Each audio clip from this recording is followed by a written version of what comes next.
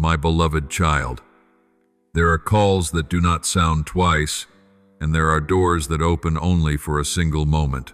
The one who wanders past thinking there will still be a way back will soon realize the light has moved on, leaving behind only an emptiness that has no name. Do not lull yourself with the thought that there is still plenty of time. Every heartbeat is the last grace I am giving you.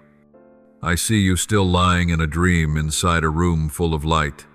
The door still open, but your heart already closed. You call it peace, but it is in fact a numbness wrapped in the warm blanket of compromise. When darkness gently slips in through the doorway, you do not realize that it is your own silence that has agreed with it. My child, the world does not always scream to pull you away from me. It lulls you with gentle sounds, just enough to make your soul let down its guard. It calls delay rest, it calls coldness balance, and you, weary as you are, choose to believe it as if nothing were urgent. But you do not know that every time you postpone, the darkness gains one more reason to take deeper root in you. To sleep beside an open door is to hand your soul over to distraction without having to sign your name. You stay close to the light but no longer long for the source. You hear me knocking, but you think, in a little while. That little while is the abyss disguised as safety. I did not make you to live in half-hearted resignation, suspended between the realms of light and shadow. There are words of mine that do not thunder like a storm but come as a breath upon the wind. Yet it is that gentle call which is the true test. The one who is drowsing will not hear, but the one who is awake will tremble because they know it is the voice of life. Do not look for me, only in what is loud, for I stand outside on the porch where the door is still open, simply waiting for you to awaken and recognize me. My call has never been noisy, but it has the strength to stir the deepest place in your soul. It is not a fleeting emotion, nor an empty moral reminder. It is the pulse of life wanting to return to its rightful place. When you sense a stirring for no clear reason, that is no accident, that is me touching the place you thought was dead. This chance will not return. It is a gift wrapped in a moment, waiting for you to open it before the wind closes the door. And in order to hear it, you must dare to turn off every other sound. Do not let busyness disguised as mission or responsibility cover over what truly matters. When you place me before everything else, this world will naturally fall back into its right place in your heart. For only when the soul is rightly ordered will you know what is true and what is only a painted dream. My child, there are times I do not call with thunder or strong wind, but only breathe through the stillness between your heartbeats. That call is not loud, yet it makes the soul tremble like an underground spring bursting through a desert long without rain. Some think I am absent because they hear nothing but silence, but in that very silence I am knocking each light yet patient knock. For I do not break in, I only wait so that you may open yourself. If a door is forced open, it is no longer the door of the heart, only a wall that has been broken. Do you remember the story of Samuel, the little boy in the temple, when my voice rose in the night? 3 times I called, and 3 times he thought it was a man's voice. Only when Eli said, "If you hear it again, say, 'Speak, Lord, for your servant is listening,' did Samuel truly recognize me. I did not change. My voice I spoke the same from the beginning. It was only the human heart that gradually learned to discern me among 100 other voices. That is what I want to teach you. I do not disappear, but you must learn to be quiet in order to hear. For when the soul is still noisy, you hear only yourself, not me. I see that you are tired. You tell yourself, I am still praying, I just don't feel anything. But my child, not every seed sown today blossoms tomorrow morning. There are words of mine that have already taken root in you without your knowing, because you keep looking only at the surface. The soul does not grow in noise. It matures in the quietest places, where no one sees, where the hidden tears are counted by me one by one. You think I am far, but in truth that silence is me, being very near, so near that even the faintest breath of faith from you reaches me. You ask why I do not knock louder, why I do not shake you awake from your thick sleep. Because I honor your soul, honor it so much that I am willing to wait, even though I know that waiting may let you hurt a while longer. My love is not a chain. It is the space for you to choose. But my child, do not mistake my silence for consent. I am still knocking. Only the knock is softer than a breath, so that you may recognize it with your heart and not merely with your ears. When you stop demanding to hear and begin to desire to understand, that is the moment you have already walked half the way home. How many times have I seen you rushing through countless plans and projects thinking it was service mission when in fact you were trying to cover over a call you had not yet answered. You work for me, but you are no longer in me. A lamp that burns without oil will soon go out. A soul that is busy without presence will soon run dry. I do not need you to bring me victories. I only want to see you sit with me like Mary at the feet of Jesus, choosing the better part that no one can take away. Let the quiet between you and me become a new covenant, wordless, yet deep enough to dissolve every confusion. And then, when you have begun to listen, you will realize every moment that seemed ordinary was already my reminder. The soft wind in the early morning, the gaze of a stranger on the street, or the emptiness after a long day, all of them are ways I whisper, I am still here. Then you will understand, my call has never been lost. You had simply gone too far to hear it. But now, if you will stop, bow in stillness, you will see I have never once left the porch of your heart. Therefore, do not despise gentleness. True strength is not in the thunder, but in the thin breeze that can still move the soul. Keep your heart soft, keep your ear attentive, for only the soft one does not break, and only the listening one hears what is deep. I am speaking right now in the very breath you just took. Do not let weariness cover your faith. For when you stop looking for signs and begin to look for me, that is when you have found everything. And from that place of stillness, you will hear more clearly the other footsteps, the whisper of the world, the invitation of compromise, the little things people call harmless. But my child, it is from there that the abyss begins to form. My beloved child, sometimes you do not fall by one sudden drop, but by very small slidings, soft as breath. No one leaves the light in a single night. People only put out one lamp at a time, saying, just this once. And when just this once is repeated long enough, it becomes darkness. I have seen many souls fade away, not because they opposed me, but because they bargained bit by bit with what was wrong just to feel at ease inside. But my child, that ease is not peace. It is only the stillness of a soul that has stopped struggling. Do you remember Judas? He did not betray me in a sudden impulse. Long before, he was already used to hiding a small purse in his cloak.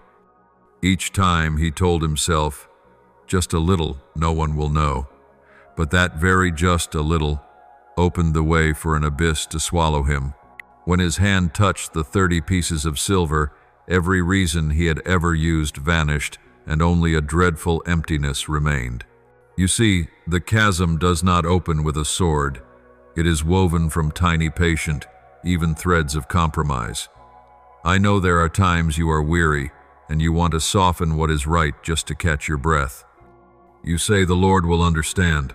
Yes, I understand, but understanding does not mean agreeing. Love does not indulge, it saves. And to save at times, I must touch the wound you keep hidden. I want you to know there is no neutral zone in the soul.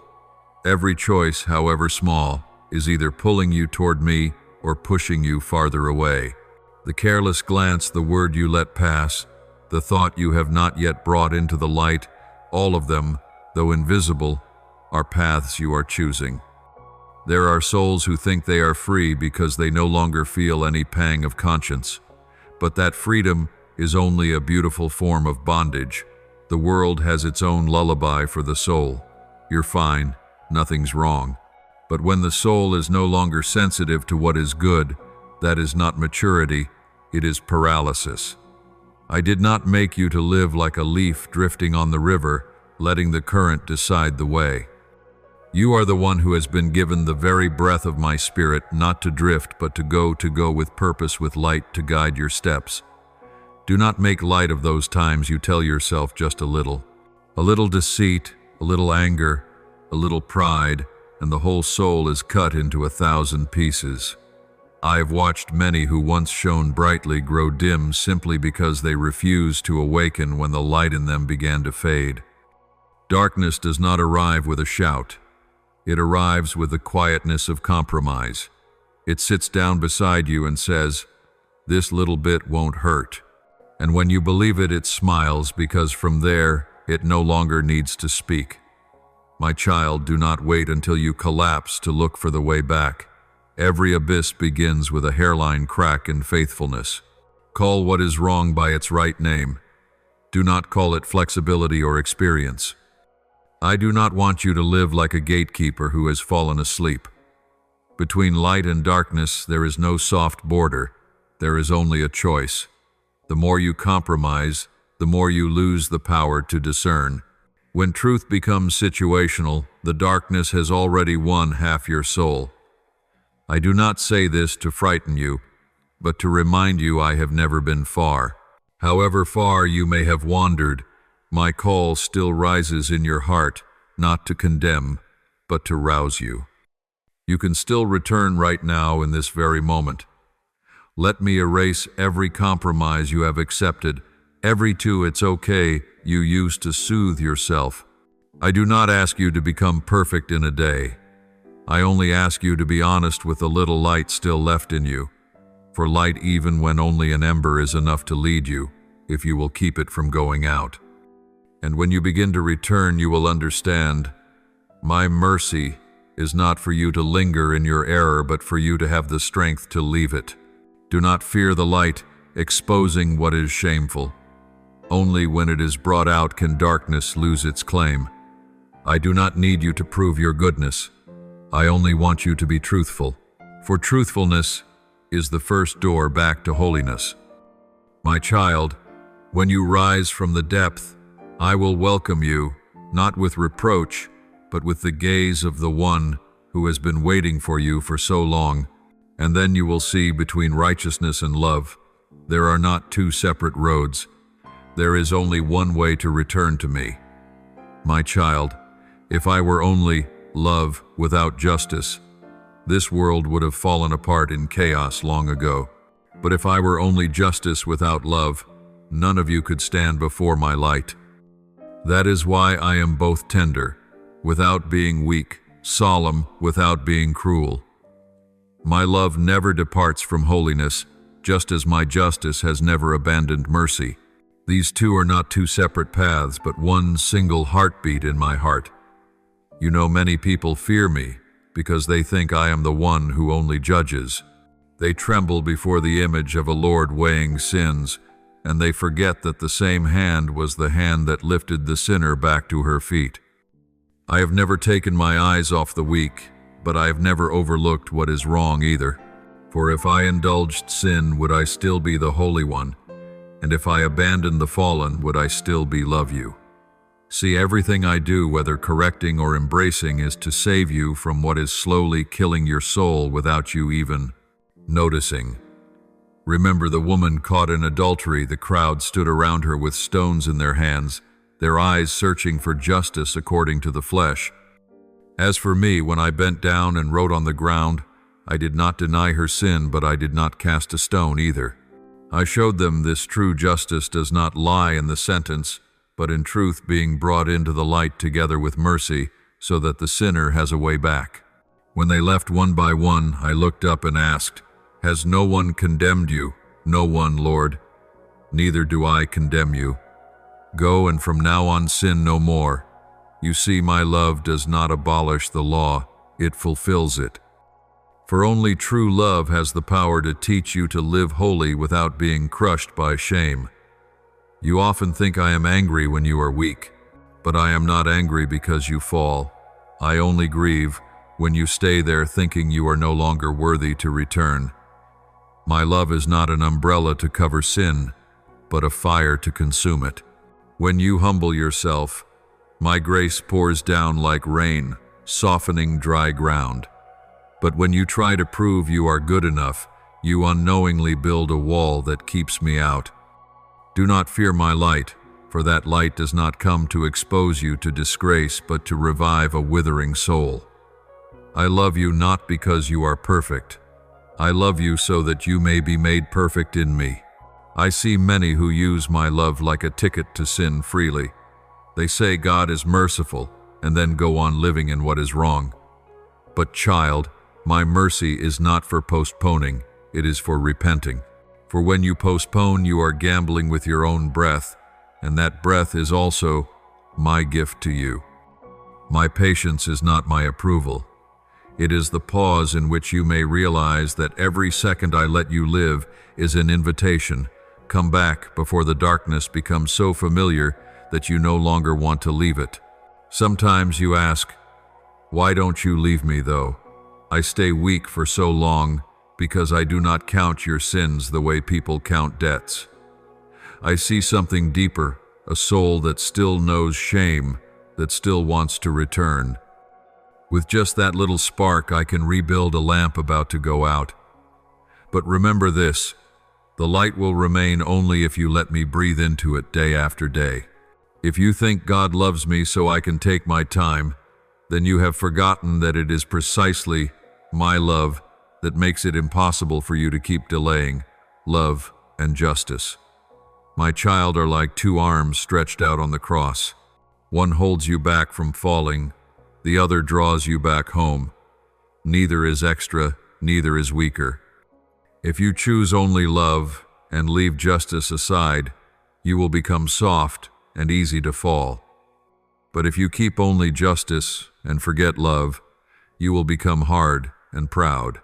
I want you to live fully in both gentle but not weak, strong but not cold. For that is the form of the Redeemer, and it is the very pattern I am shaping in you. When you understand this, you will no longer fear the times I correct you. For when I prune, it is to love more deeply. When I warn, it is to protect you from a greater loss. Let your heart grow soft, so that love and justice may dwell together. Only then will you truly know what peace is, not the peace that comes from being spared punishment, but the peace that comes from being made new. And when you have learned to love in justice and to live justly in love, you will see the door of return is no longer winding.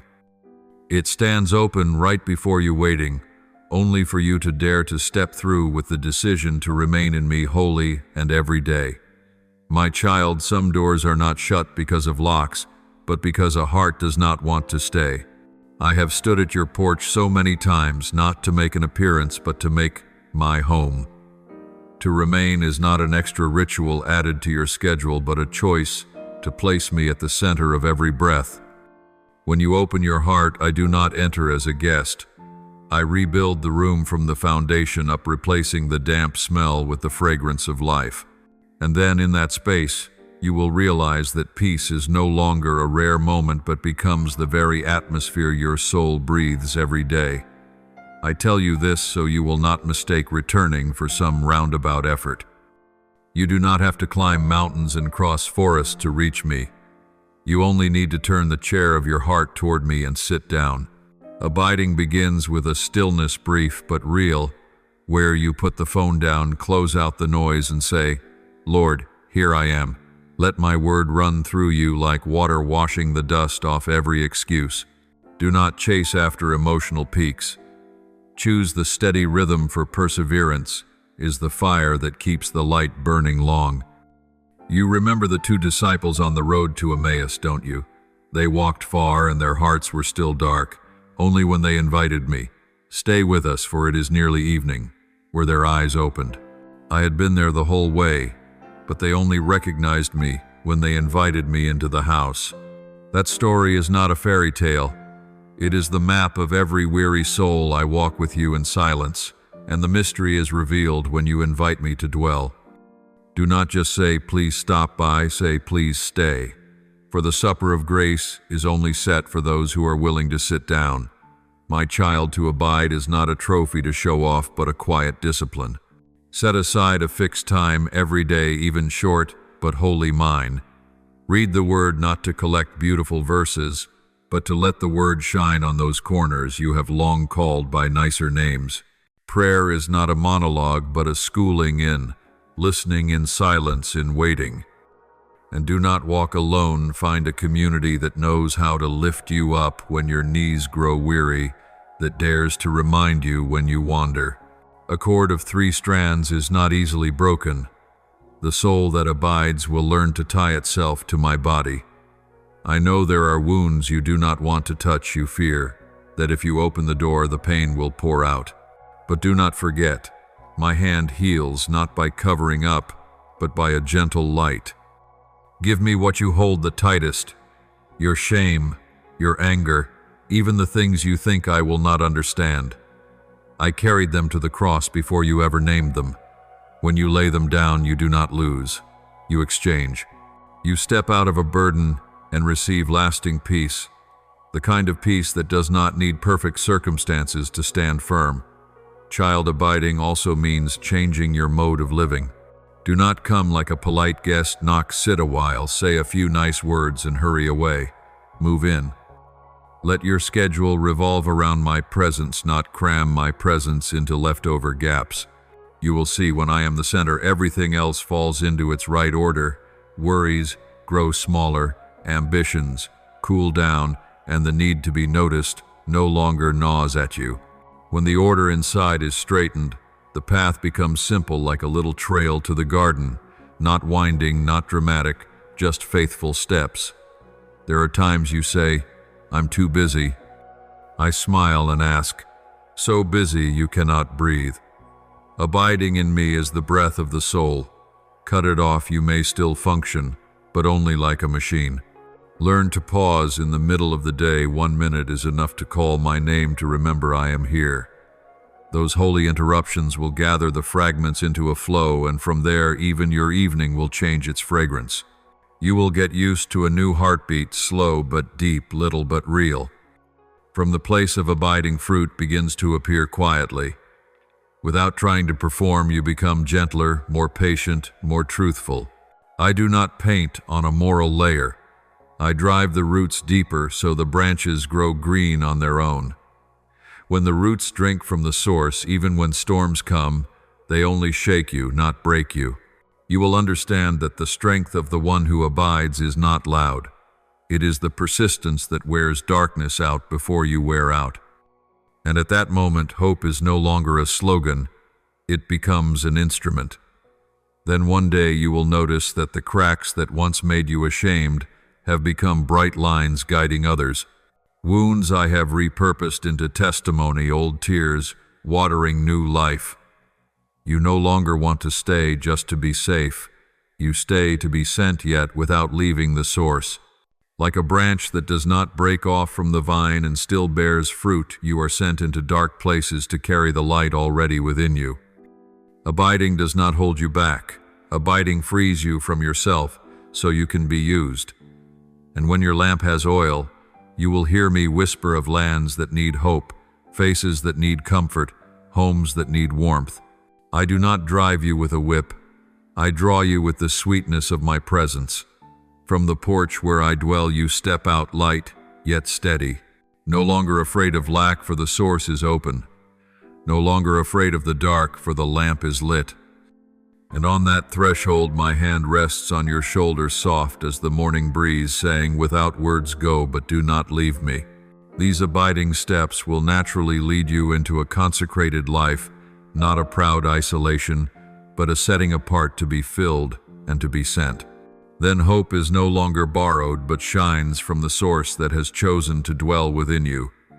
No loud vow is needed, only one simple act each morning. Turn the chair of your heart toward me. From that seemingly small gesture, a new order is established, work after presence, results after faithfulness. You will see your tasks still there, but no longer pulling you apart, for my rhythm is unhurried, yet firm. Start with a few honest minutes. Read a passage of the Word. Breathe deeply. Call my name. When the habit takes root, the thirst will come not for feelings, but for the one who dwells. And in that thirst, you will relearn how to live unhurried, unshowy, but steadfast. One more thing, do not merely set aside time. Learn to set apart space. A small corner in the house, a chair, an open Bible, these landmarks teach the soul the way back. When you walk past that corner, the memory of gentleness returns and your heart knows to become still. I am present everywhere, but people need signs, so build me a porch right in the middle of the room of your life. There you will practice throwing the scraps of noise into my hands before they grow into a storm. Practice just enough, and practice steadily like a gardener watering his plants, not in a sudden gush, but never skipping a day. Let community become the anchor rope. You will not always be strong, and no one hears me with crystal clarity in every season. When your voice grows hoarse, the prayers of your brothers and sisters will carry you. When your mind grows dim, the shared word will light you again. Do not look for a group that makes you comfortable at all times. Look for a place that dares to call you back when you veer off, yet still holds you when you are weak. In such a body, abiding is no longer a lonely effort, but a shared breathing. From there you learn the art of lifting others without ever leaving the source. There will be days when you open the door and still feel empty, when you read the Word and the letters feel like dry stones. Do not be afraid. Abide even when you feel nothing, because faithfulness is the lifeblood of love. A seed lying still in the soil is not dying, it is silently breaking open. It is precisely the dry days that train the roots to go deep, so that when the rains come, the branches are not snapped by the wind. I see every time you sit there and do not hurry away, and the quiet banquet of grace is laid out all the same, even when you have not yet perceived it. Long ago there was a small house called the house of Obed-Edom. When the Ark of the Covenant remained there, blessing soaked into every corner of the walls because the presence dwelt. It did not merely pass by. That story is not an old keepsake. It is a reminder wherever I abide, that place bears fruit. Do not ask for a noisy miracle. Ask that I truly become the master of your house. When the master changes, the furnishings must change. Old habits move out. Excess worries are sent away. The heart is made spacious, so peace can stay. And then all who go in and out will notice a different fragrance over that roof even before you have said a word. Do not lock abiding inside your prayer room. Let it walk into your working rhythm. Before a meeting, whisper my name. In the traffic flow, take one breath, remembering I am beside you. Before replying to a hard message, wait 3 heartbeats to calm down. Those holy interruptions mend a heart whose threads have been pulled loose by hurry. A few minutes scattered well outweigh many hours crammed together, because love needs rhythm, not display. When the rhythm has become familiar, you will carry my porch everywhere like a windproof lamp in the marketplace. And when abiding becomes your habit, you will notice a strange movement. Instead of craving more, you shed what is excess.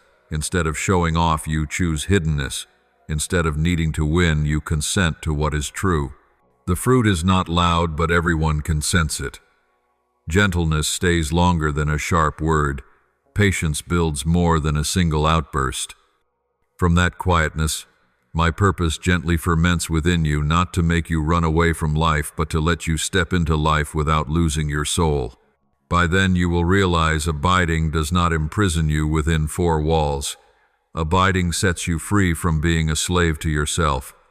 You are taken to where light is needed, but you do not leave the light. You learn to keep oil for your lamp so that when night falls you are not scrambling to borrow. And in that simple rhythm another invitation begins to ripen, soft as early morning clear, as the bell that calls to worship, to withdraw, not out of pride, but in order to be filled and to be sent.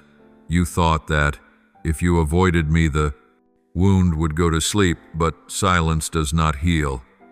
It only lays a thick layer of dust over the cry of the soul.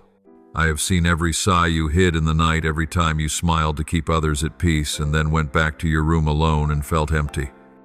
I know the days you asked, "Is there really anyone who hears me? Is there anyone who will stay when I am no longer strong, no longer capable, no longer doing anything that makes others proud?" I was there in every one of those questions, but you turned away because you assumed I was like those who left you. You were afraid I would be disappointed, afraid I would see the dark and fragile parts of you and walk away. But, my child, I did not come to judge you the way you have been judged. I came to open the door you locked long ago, the door that leads back to you, to the room full of memories you thought had rotted, to the childhood dreams you buried under layers of responsibility. I want to go in there with you, not to stir up the pain, but to cleanse it, to tell you that those things do not define you. You are not only your mistakes, you are not only your failures, you are not only the labels others stuck on you in anger or in ignorance. You are the work I cherish, the song I composed before you were born, the tender thought in my heart before this world was formed. And yet you believed another voice more than mine. You trusted the hasty verdicts of life more than the affirmation of the one who made you. You let the past become your mirror, and when you looked into it, all you saw were cracks, so you decided you were worthless. I have come to change that mirror. I want you to see yourself through my eyes not clouded by your sin, not twisted by human judgment, not limited by wounded memory. Through my eyes, you are one who deserves to be loved, to be healed, to be raised up, to be entrusted with a mission. I do not only want to hold you so you can weep. I want to set you on your feet so you can walk on, because your life does not end at this place of pain. There is still much I want to do through you, many people I want to touch through your very story, because the wound you once carried will become the bridge that brings other souls back to me. But for that to happen, you must let me touch the place you always cover. You thought that if you covered it, no one would see, but it is precisely that hidden place where I long to display my power. I do not need you to be perfect before I come. I come to walk with you until you shine. You ask me for peace, but you will not let me clear out the dark corners. You ask me for freedom, but you will not loosen the old chains. You ask me for love, but you will not open your whole heart. Let me unbind you. Believe that when you open up, I will not exploit, you will not condemn, you will not tell your story to anyone. I am the one who is discreet, the one who keeps his word, the one who holds your hand even when you tremble, the one who will walk with you through the nights you think you cannot go on. I have seen you standing by the window, eyes red mouth, forcing a smile at life, while inside you wanted to disappear. I have heard you whisper, "If only I didn't exist, it would be less tiring." And right then I came very near, but you did not see because sorrow had blurred your vision. Today I tell you again, your life has meaning. Not a vague meaning, but a concrete place in my great design for humanity. You are a link that cannot be replaced. When you are absent, a gap appears. When you are silent, a song is missing a note. When you close your heart, someone else loses the chance to be comforted. For I want to use your very experience to soothe those who are falling into the same abyss. You thought what you went through was only your personal misfortune, but in my hands it will become material for something beautiful, like a potter who uses even scrap clay to form a fine vessel. I do not throw away your broken pieces. I gather them, wash them, and fit them according to the design I had from the beginning. And when I am finished, the vessel will still bear the motifs of its own cracks, so that anyone who looks will see this is a vessel once shattered but restored by the Almighty. You ask, "But I have gone too far, can I still come back?" I answer, the moment you turn around, you will see I have been right behind you for a very long time. I am not standing at the starting point waiting for you to grope your way home. I have followed you all through your wandering. You turned down dark alleys, I shone the light. You went into noisy places to forget yourself, I kept calling your name. You chased relationships that only wore you out. I waited patiently until the emptiness reached you so I could whisper, "Come back to me." Not because I need you to be complete, but because I know that without me you will always feel incomplete. So today, stop pushing me away. Stop treating me politely, as if I were a guest. I am not a guest. I am your home. I am the place where you can breathe deeply, where you can weep without restraint, where you can tell your story all tangled and still be fully heard.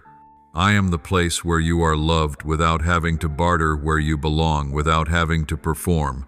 You have had to brace yourself to be worthy of someone to work past your limits, in the hope of keeping them to stay silent when hurt, because you feared they would leave. But with me, you only have to be yourself, even if that self right now is tired, doubtful, and scraped with wounds. I am big enough to hold every complexity in you. I am gentle enough to wash every stain without hurting you more. I am patient enough to wait while you change little by little. And the day will come when you realize that letting me in was not only consolation for you, but the beginning of a new life. When you know you are loved, you will stop chasing acceptance in places that exhaust you. When you believe you are chosen, you will stop comparing yourself with those on a different path.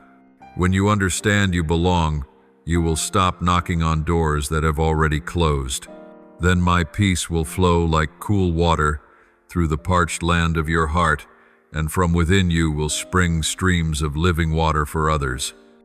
You will become one who brings comfort to the broken, a warm presence to the lonely, a witness that there is. One who does not despise, does not abandon, does not grow weary of loving. But first, you must let me love you. Do not worry about being worthy. My love is not performance-based. I loved you before you ever did anything for me. I loved you when you were still stirring in your mother's womb. I loved you when you stumbled the first time. I loved you when you spoke words that wounded others. I loved you even when you thought you no longer believed in me. That love is not faded by time, not thinned by failure, not shaken by anyone else's words. It is still here today, set aside for you, waiting for you to open your heart to receive. You may say, "But I don't feel it." That's all right. Feelings are not the measure of truth. Truth is what I have spoken, and my word stands. All you need to do is choose to believe, and the feelings will slowly follow. Like a child who is at first afraid to walk by the riverbank, but still holds his father's hand. It is that very holding that slowly makes him feel safe. You are the same. Take my hand with a prayer that is very real and very simple. Lord, here I am. I'm tired. Please come in. I will do the rest. And once you have allowed my presence in, you will learn something deeper still. I do not want to heal you merely so you can survive. I want you to live abundantly, to live with every color, every gift, every capacity, to love that I planted in you. You will look back on the years you wrestled and you will see it was precisely in the days that seemed most like failure that I was sowing in you. Compassion, the ability to listen, patience, and eyes that can recognize another's sorrow. Now those things will bloom. You will become a friend to fragile souls, a safe place for them to pour out their hearts, because in you they will sense a gentleness that only those who have suffered carry. You will no longer speak to others with theory. You will speak with a life that has been touched, and for that reason your words will carry power. People will ask, "Why is there such light in you?" And you will smile and tell your story of encounter, that one day while you were withdrawn into yourself, Love himself came and said, "Let me come in." That was all, yet your whole life changed direction. So today, when you hear my voice, do not ignore it anymore. Do not say tomorrow. Do not say, when I'm better. There is no moment more fitting than now, because it is today that I am seeking you. Open your heart as you would open your home to someone dear. Let me set everything back in its right place. Me at the center, you in. My arms, the painful memories behind you, and before you, a new road, the road of walking with me. not alone, not having to prove yourself, only needing to love and to be loved. That is your true identity, the one known by me, called by name, lifted up and sent. Do not run anymore, my child. Come, I am still waiting. Therefore slow down and listen, little one whom I love. Do not let your eyes see only ruins, nor your ears hear only the noise of this life, and so miss the gentle sound I am speaking. What I am sending you today is not to decorate a gloomy day, nor for you to read it quickly and put it away like a scrap of paper. This is a calling, a rope I am throwing down into the deep place where you are a flame I am kindling in the room that has been cold for too long. I know you once believed and then were disappointed. You once walked and then stumbled. You once tried and then became so tired you did not even want to lift your head. I know there were times you told others you were fine while inside you were as empty as a winter house. I know of the nights you stared at the ceiling and asked, if you are there, why don't you do something? I see it all. Not a single tear falls outside my reach. Not a single sigh sinks into the void without me hearing it. You think I am standing far off, only watching, but no, I have come down. I have walked into that dead end with you. I have touched the wounds you thought no one could touch. I did not stand outside that dark wall and call you out. I stepped right into it, sat beside you, so you would know your loneliness is not your fate, and the chains on your wrists are not something I intend you to wear for life. You are surrounded by darkness, so you think darkness is what is real. But I am the light that is greater. You are being choked by sorrow, so you think the breath of joy has vanished. But I am the source that never runs dry. You are being dragged backward by painful memories, so you think the future has shut tight. But I am the one who makes a way where there is no way. Do you know why I speak to you in such detail? Because there are things I have already set you free from, yet you still hold on to them as though you were afraid of losing a part of yourself. I have broken the chains, but you keep a piece of the old chain in your hand, just to feel familiar. I have flung the prison door wide open, but you stand at the threshold looking at the light without daring to step into it. You think freedom will make you feel lost, so you choose to return to captivity, because at least it feels safe, it is known. But, my child, that is only the illusion of someone who has been in the dark too long.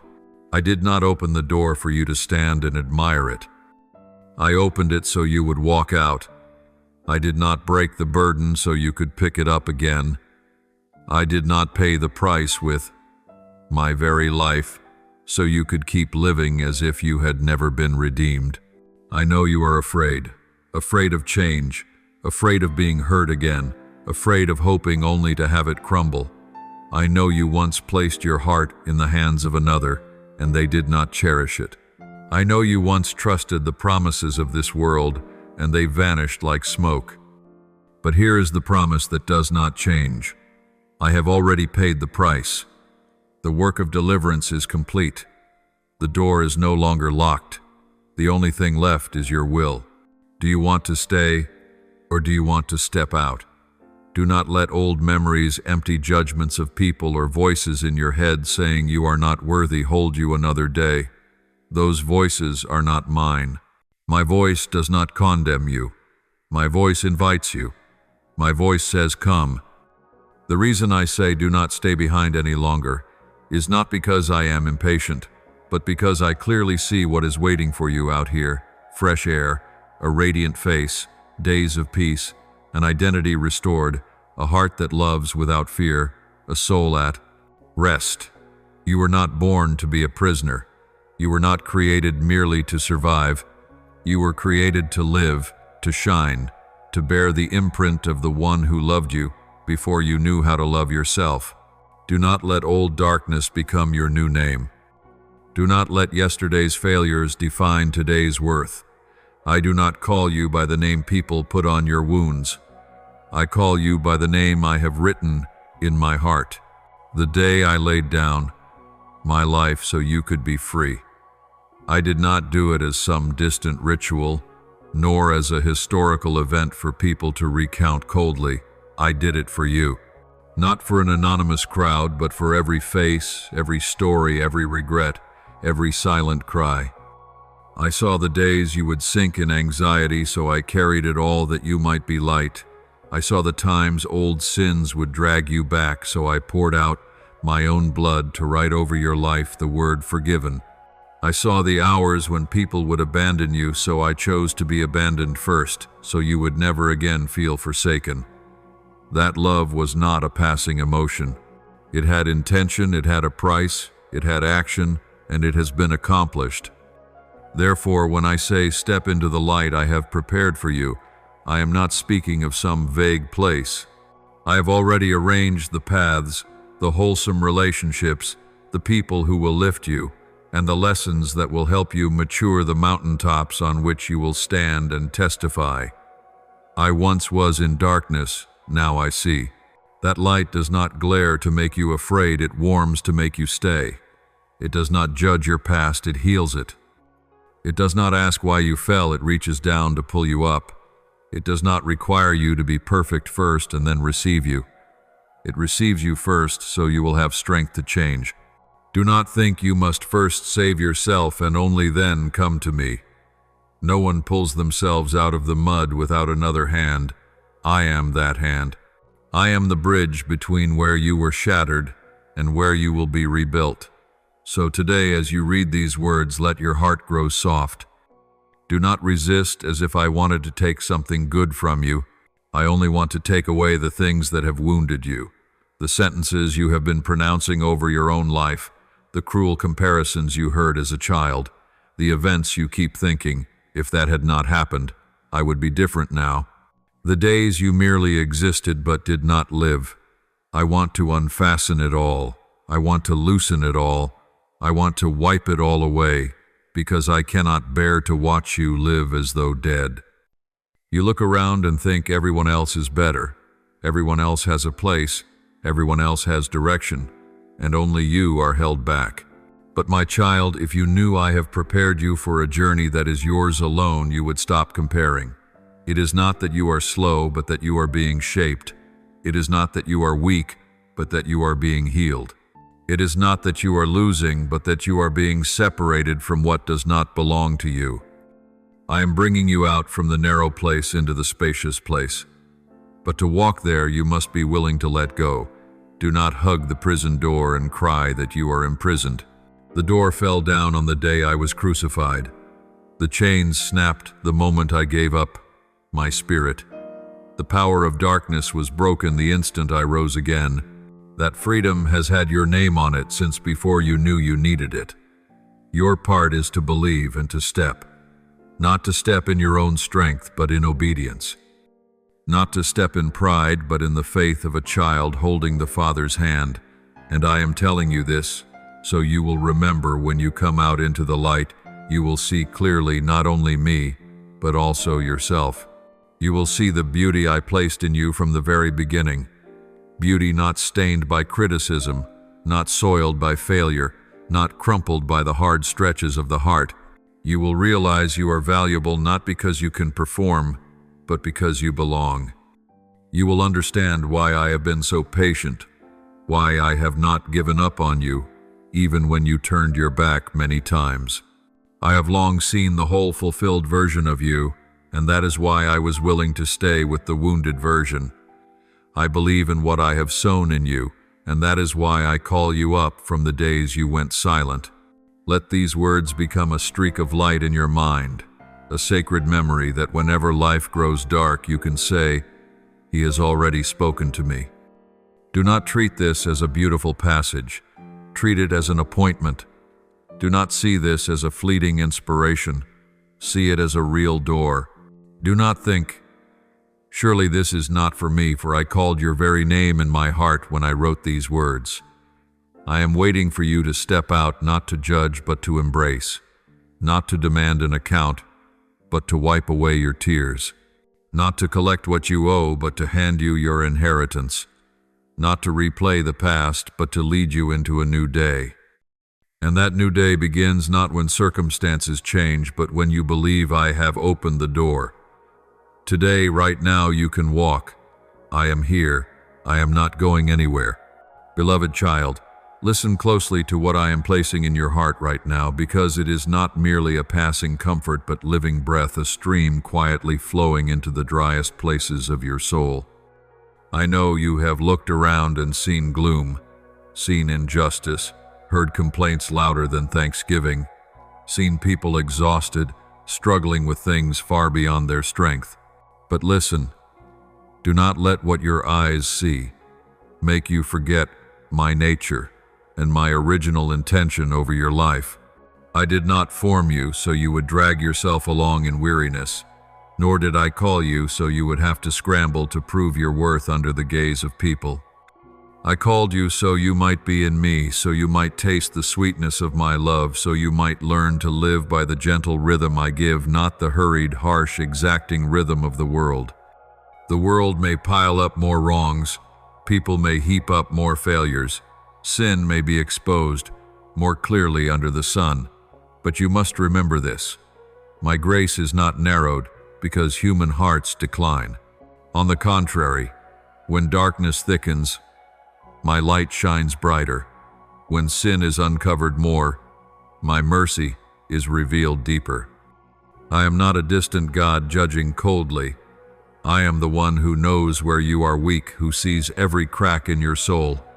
And it is precisely there that I want to pour my presence to mend, to heal, to renew. You often think that to come near me you must be perfect, spotless, with nothing shameful left to tell. But my child, if you could save yourself, I would not have needed to come. If you could change your own nature, the cross would lose its meaning. I want you to come just as you are now, with worries not yet resolved, with faults not yet fixed, with hollow days you cannot explain. I am not put off by your mess. I am not put off by your weakness. I am not ashamed of your falls. What I am waiting for is a heart that can bow and admit I cannot, but you can. When you are willing to open your hands, then you can receive. When you admit you are a wounded child, then you will let me carry you. When you stop trying to hide the darkness inside, then my light will seep into every corner. Give me your pain.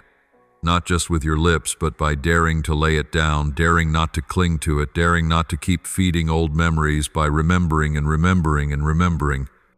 When you place it in me, I will exchange that heaviness for a peace so gentle you will be surprised at how you can sleep, at how your heart suddenly grows still, at how, though the storm rages outside, inside there is calm. Give me the sighs no one ever hears, and I will exchange them for a new song. Bring me the tears you have shed alone in the night, and I will wipe them away and place on your lips a smile no one will ever be able to take. I am not promising that every circumstance around you will change at once, nor am I saying that people will immediately understand you and love you the way you long for. But I do guarantee this: when you are in me, you will have strength too. Walk through your circumstances. You will have eyes to see meaning in every trial. You will have a tender heart, so you do not grow bitter in the midst of injustice. Remember, the light I have placed in you is not there for you to strain to make it shine. That light is my very self. I am in you, so when you live true to me, when you walk in, trust others will see me in you, without you having to perform, without putting on a spiritual costume, without posing as righteous. You do not need to be the sun. Let me be the Sunday. You only need to be an open window.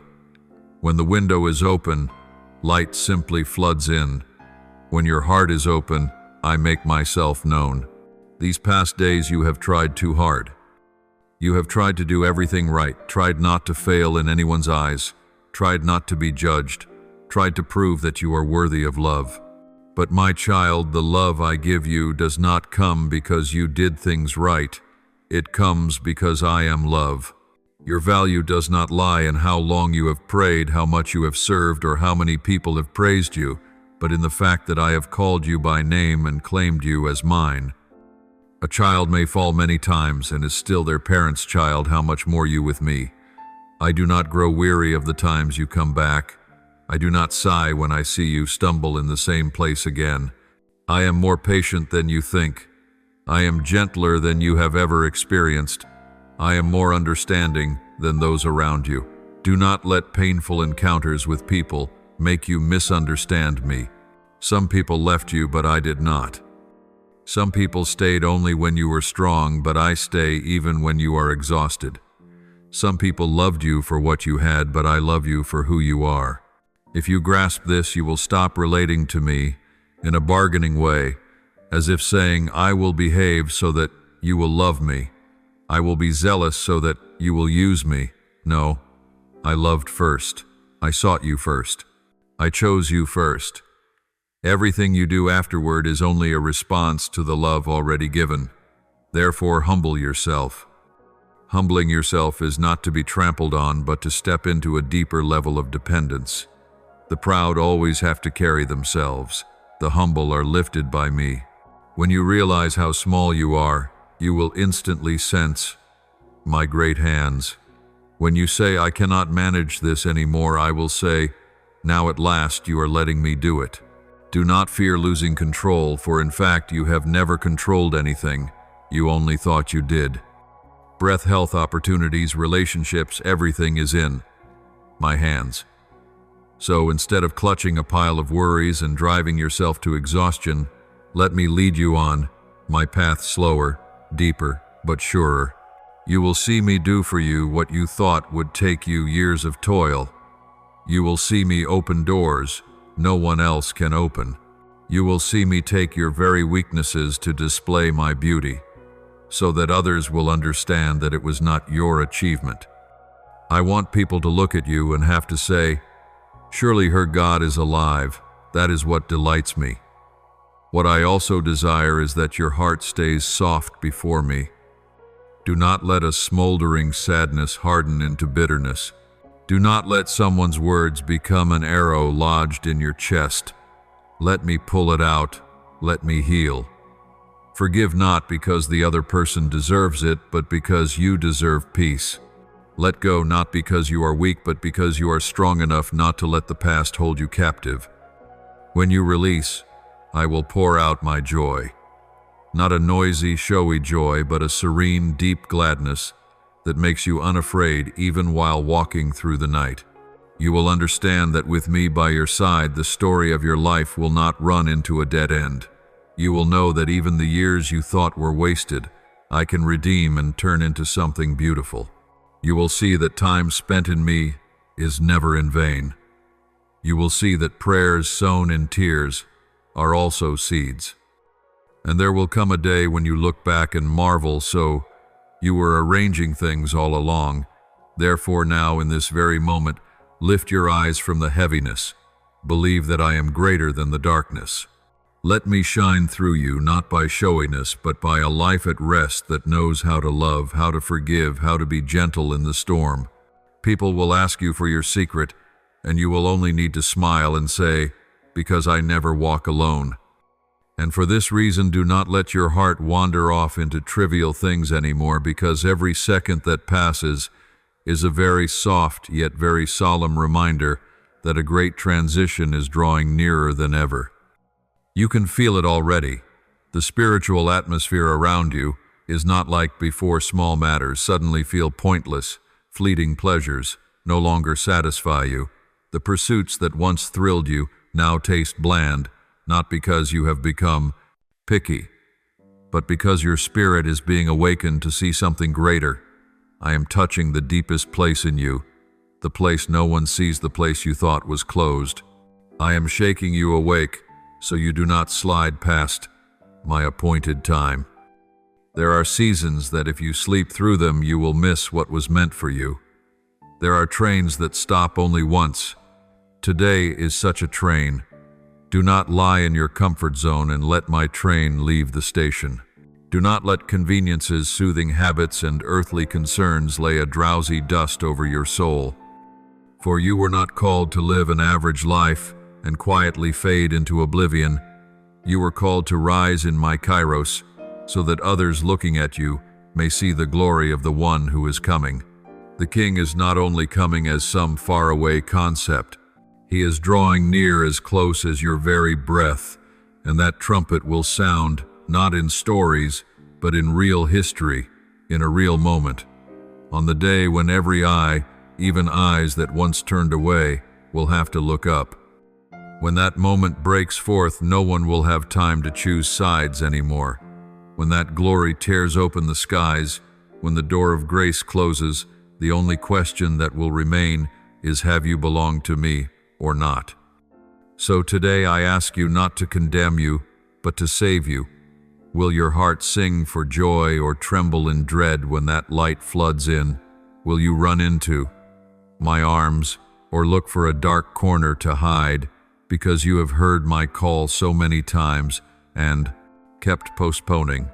My child, do not deceive yourself that one day when work is less busy, when your family is more settled, when your mood is better, when you feel more ready, then you will surrender fully. There is no such one day as you imagine. One day is only the thin curtain the enemy hangs up so you can feel safe to keep delaying until one day you look back and it is too late. What you truly have is only this moment, this heartbeat, this opportunity. I am opening right in front of you. No one on this earth can guarantee they will live one more hour, one more minute, take one more breath. Life belongs to me. If I give you life, if I call you, return.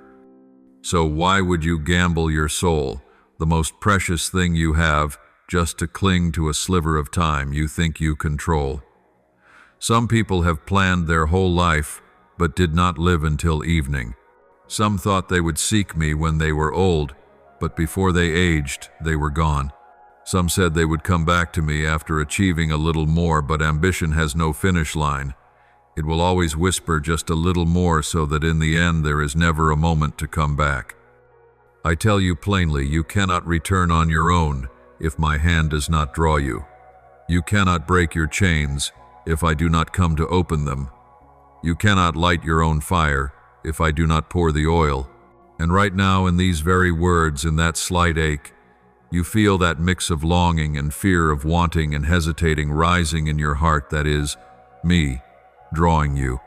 Do not resist anymore. Do not excuse yourself by saying you are not worthy yet. No one is worthy. Grace is not for the worthy. It is for those who will receive it. What I want from you is not a flawless self-examination report, but a heart willing to open. Let me step into the places you have hidden, the corners you said, "This is too filthy, Lord, please don't touch," for those are exactly the places I long to touch.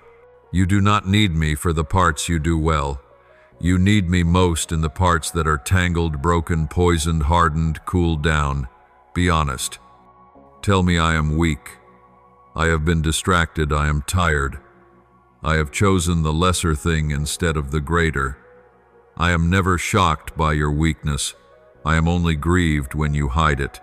If you open, I will heal. If you come, I will embrace. If you bow low, I will lift up. If you hand me the right to be Lord, I will lead you through this season of shifting without being swept away. For this is not only a change within your heart, but a turning in the whole realm. The spiritual timings are lining up. The doors of destiny are swinging open. The old prophecies are being unsealed. The footsteps of the King are already sounding on the threshold. Those who sleep will miss it. Those who are sated with this life will be indifferent. Those who are too busy to listen will pass by unaware. But those who, like you right now, can feel the slight trembling in the spirit, can feel the heat of the glory about to break in, can feel the holy awe when thinking of that day. Those are the ones I am awakening to prepare themselves and to awaken others. You are not called merely to escape. You are called to become a trumpet in harmony, so that your words, your life, your choices, your tears, your purity become an echo that says, "The King is coming, make straight the way for him." To do that, you must separate yourself from the habits that mute the Holy Spirit. Pointless conversations, entertainments that swallow time but bear no fruit, petty angers, relationships that drag you down, thought patterns that loop around yourself so much there is no room left for me. Purify your heart, not to look pious, but to hear more clearly. When your mind is cluttered, it is hard to discern spiritual shifts. When your heart is full of noise, my voice will seem vague, and you will think I have gone far. In truth, I have not gone far. It is only that you have turned the volume of this world up too loud. Choose to live watchful. Watchful does not mean tense, but keeping your eyes in the right place, not living in fear, but living in the awareness that this time is holy. Every morning, when you rise, remember, you are living in the nearness of the day. Remember that every act of love, every truthful word, every quick repentance, every time you choose forgiveness over resentment, every time you dare to speak of me though you feel shy, all of it is being recorded for that day. And if right now you are asking yourself, am I enough? Am I too late? Have I missed it? I answer you, the very fact that you can still hear, still ask, still ache for it, is proof that I am still calling you, which means the door is still open. Do not let bitterness over the past keep you standing outside. Do not let the shame of past falls keep you from coming forward. Do not let people's words or even the accusations you once spoke over yourself make you think you are not chosen. I chose you not because you are stronger than others, but because I love you and because I want to show my glory through someone who once was weak. A life that is saved is not saved merely to go to church and tick off a few duties. A saved life is to become a resting place for the King on this earth. When the King is near, the house must be clean. When the King is at the door, the heart must be fragrant. When the King is about to step in, the lamp must be burning. So look again at the oil in your jar. Look again at the fire in your heart. Look again at the purpose you are chasing. If it is not pointed toward me, change it. If it does not serve the kingdom, turn it. If it is only to win people's admiration, let it die. This is the hour to lay down layer by layer. Lay down your quiet pride. Lay down your comparisons. Lay down the cords that keep you from running fast. Lay down even the things that are not bad, but are no longer right for this season. If you hold on tightly, you will hurt. If you let me take it, you will be light. And when you are light, you will see that my word is not a burden, but a source of life. You will see that waiting for the King is not a terror, but a bubbling hope. You will sense that the trumpet is not only a sound of judgment, but the announcement of reunion. You will smile even when the world is in turmoil because you know I already told you beforehand. You will be calm even when you are shocked at how fast events are unfolding because you know I am the one directing them. You will no longer look at that day as a dark storm, but as a dawn. And I say it to you once more so that you cannot say you were not warned. This is your hour, not someone else's hour to replace you, not the hour of someone more moral, more educated, more eloquent, more prosperous. I want you with the very story you have lived with, the very tears you have shed, with the very scars that have healed, with the very good desires that are still smoldering. If you respond, you will step into my rhythm, and you will see doors open by themselves. If you refuse, I will still love you, but you will pass through this season like one standing outside, and that will be a regret that is hard to quiet. So choose today. Tell me in your heart right now without delaying. Here I am, please draw me in even stronger, and I will draw you in. Therefore understand that the story between you and me does not stop here. It is not locked by the failures you have gone through, nor is it limited by what you think you have lost. The plans I have been holding for your life are still intact, like seeds lying under what seems to be dead soil, but are in fact waiting for the right season to push through. I have never finished writing the last page of your life. I do not close the book while you are still breathing. You look back at the past and think the most beautiful day is already gone, that you have wandered too long, that age, circumstance, wounds, mistakes have shut every door. But I tell you that this is only how it feels when you look from the ground. While I, looking from eternity, clearly see ahead of you a road not yet open to dawn, not yet broken, a harvest not yet come. What you thought was a full stop is only the comma I put there to move into a new paragraph.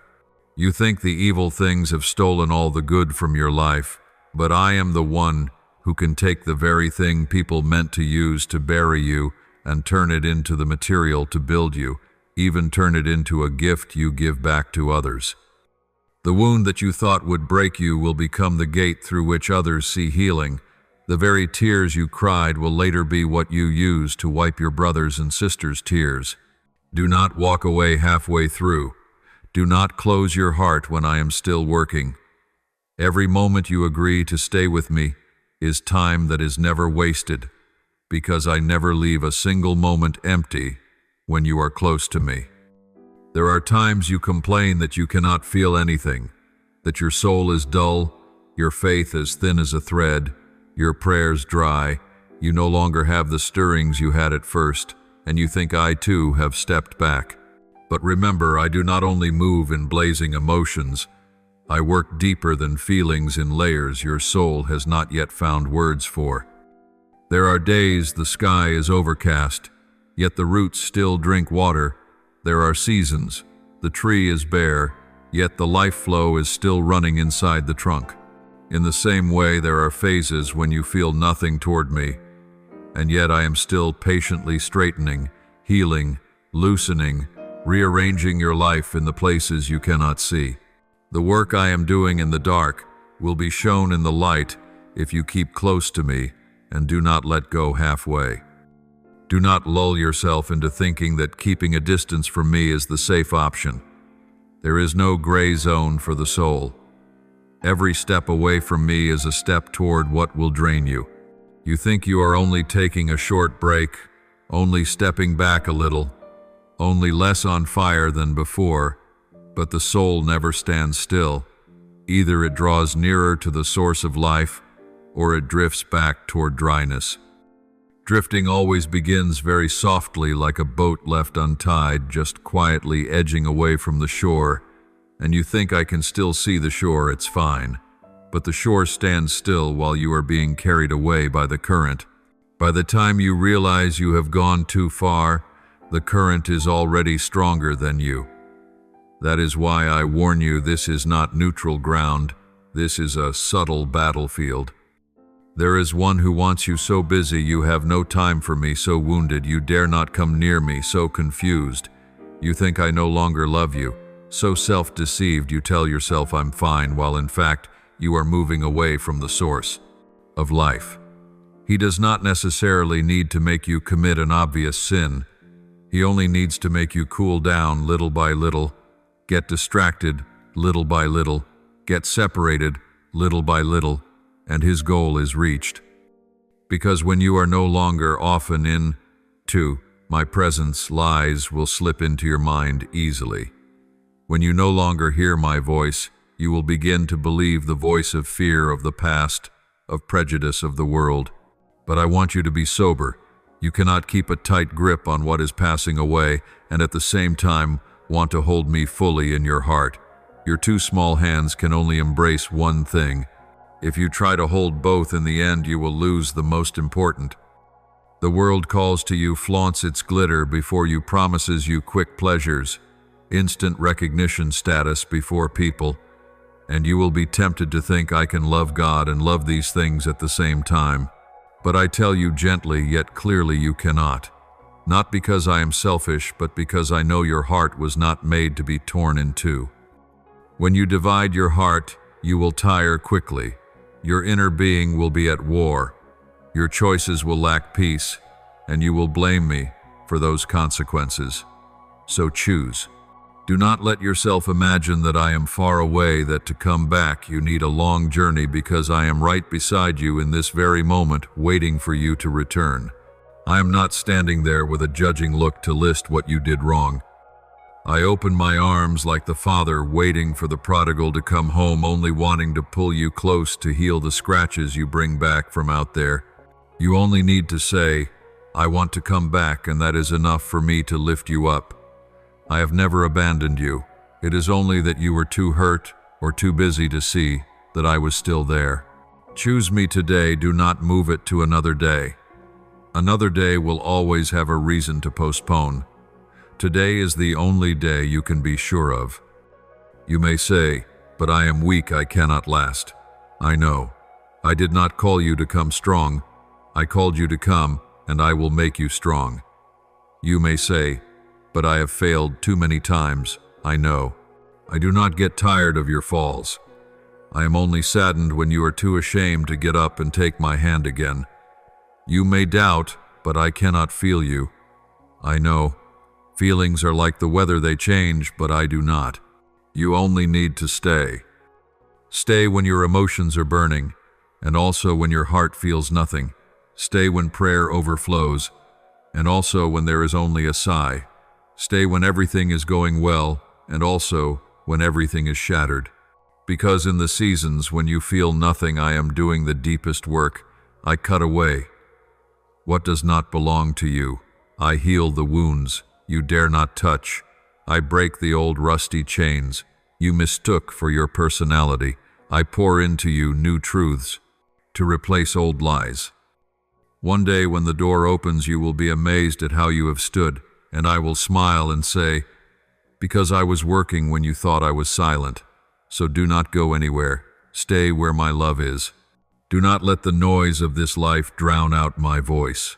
Do not let old hurts make you afraid of closeness. Do not let small successes make you proud and walk away from the spring. You are called to be near, not to dangle. You were made to belong, not to fend for yourself. You were created to live in a living relationship, not just to carry a label. I long for your heart more than for any work you do. I love to see you lean your head on me, more than to see you strain to prove you deserve me. I have already known the worst about you, and still decided to love you. So what is there left for you to hide? Come back, open your heart. Let me continue the story that is still unfinished. What lies ahead will not be like what is behind. Not because you are better, but because I am leading you into a new season.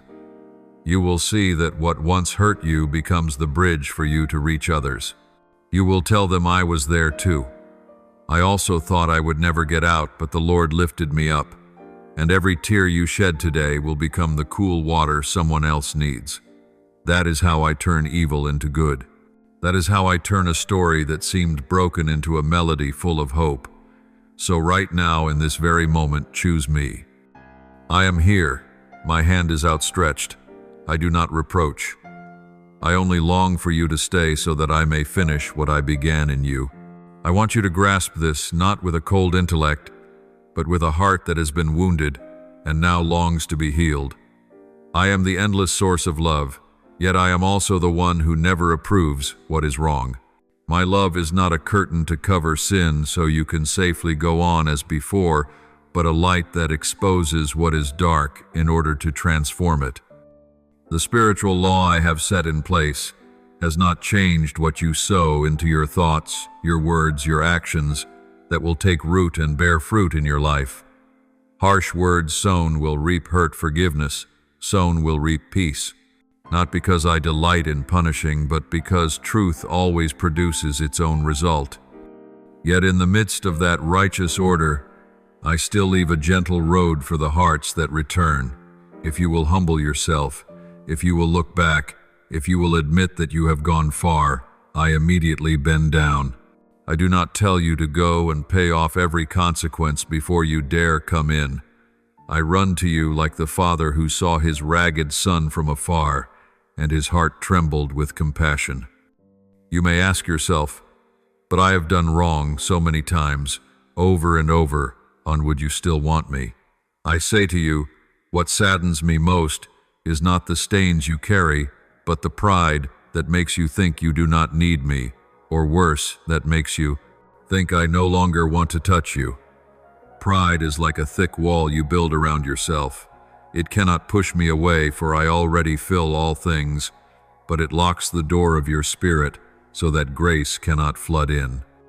On the other hand, a tender heart, a sigh of repentance, a truthful tear, a "please save me," whispered from the depths, these things draw me instantly close, because that is a sound heaven never ignores. I do not want you to come to me only because you are afraid of punishment, for fear will hold you only for a while and then fade. I want you to come because you suddenly realize that nowhere loves you like I do. No arms wait as patiently as mine. No eyes know every complicated corner of you like mine. It is my kindness, my long-suffering, my generosity, my slowness to anger that is the strong cord pulling you in. Do not let accusing whispers tell you that you are unworthy. I already knew your condition before you spoke. I have seen the days you were weak, the nights you wrestled with old habits, the times you laughed with people while a storm raged inside. I have seen it all, and I still called you by name. Therefore let me wash you. Not only the outside part that everyone can see, but down to the very roots of memory of woundedness, of the false beliefs you hold about yourself. I want to wipe away the harsh words spoken over you long ago, that you were useless, that you were nothing, that you were only a burden. Those arrows have been lodged in your soul for so long that you mistook them for the true voice. But I, the one who formed you, am the only one who has the right to define who you are. I did not create a human being and then toss them into the stream of life. Every breath of yours is counted. Every joy, every fear, every time you almost collapsed is before me. I know where you were born, what lack you grew up with, what pressures you had to endure, the choices you made that seemed wrong only because there was no other path. I have never forgotten a single moment. Even when you thought I was silent, I was actually standing there watching to see whether you would turn back or fling yourself further into what was draining you. Today I invite you come, not with the posture of one being hunted, but with the calm of a child who knows the house is still open, the table is still set, and the father is still standing on the porch. Bring the whole mess of your life. Bring the falls you thought could never be forgiven. Bring even the things you have hidden. I am not surprised by them. I am only grieved if you keep hiding, because what is hidden cannot be healed. When you bring it to the light, then I can touch it. When you confess it, then I can fill you. I do not only want to forgive, I want to transform. I do not only want to wipe off the stain, I want to pour into you what is true and enduring, so that it gradually pushes the old things out. Right now, you are clinging to a few things you consider safe, a relationship that keeps you from feeling lonely, an achievement that prevents you from feeling small, a compliment that gives you a bit of drive, but those things are not enough to hold your soul for long. They are like a beautiful jar that is empty bright to the eye, yet whatever is poured in leaks out again. I want to fill you with what does not fade, with the knowing that you are received unconditionally, with the truth that you have a place in my heart, with the joy of someone living in right purpose. When I fill you, you will stop running here and there to look for another source. You will stop competing because you know you have already been chosen. You will stop fearing abandonment because you know I will never leave you. You will stop performing before the crowd because you know I delight in you just as you truly are. I want to draw you into that safe place where the winds of life cannot uproot you. But to step in there is one thing you must do: humble yourself. Not bowing your head outwardly, but bowing your heart inwardly. It means you dare to say, I have tried my own way, but it has not brought deep living life. I need you. At the point where you admit your need, I will pour out grace. That grace is not a flash of emotion in a stirred moment. It is real vitality, so you can live differently, so you can overcome the familiar temptations, so you can dare to forgive the one who hurt you, so you can dare to love again after betrayal, so you can dare to be faithful when no one is applauding. You cannot manufacture this strength by sheer willpower, because your will has days when it is tired, bored, stumbling, but my grace is always new. Every morning I have a fresh portion waiting for you. Whenever you grow faint, I pour more. You only need to keep your heart soft. Do not harden, do not in pride think I can manage on my own. When you build a wall, the blessing is blocked. When you tear the wall down, the blessing floods in like water after the rain. Humility does not make you smaller. It only makes room enough in you to receive something greater. Remember, I am never confused by your entanglements. I see straight through the masks you have to wear in order to be accepted. I call by name every wound you cover. I embrace every stage of your growth the way a mother watches her child from the womb. I know who abandoned you, who misunderstood you, which memory made you wary of people ever since. I know the corners you think no one can reach. And precisely because I know, my invitation is not vague at all.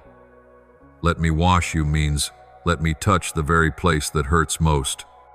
I will not shame you. I will not keep bringing up old failures to torment you. I will lift you up. I will set back on your head the crown of dignity that sin, cruel words, or a harsh past snatched from your hands. I will give you back the light, unforced laughter, not the strained smile. I will make your heart thrill again at what is good and pure, instead of being pulled by filthy images. I will teach you to love as I love to love, without being blind, to be tender without being weak, to be merciful and yet upright. For I, the one who calls you, am at once the gentle ocean and the unshakable rock. You will see when you stay far off you sense mostly my sternness, but when you draw near you will taste my warmth. You will see that I forgive, but you will also see that I hate sin because sin destroys the beautiful things in you. You will see that I am patient, but you will also see that I call you to grow up, not to remain forever where you are. And it is that very union that makes you safe.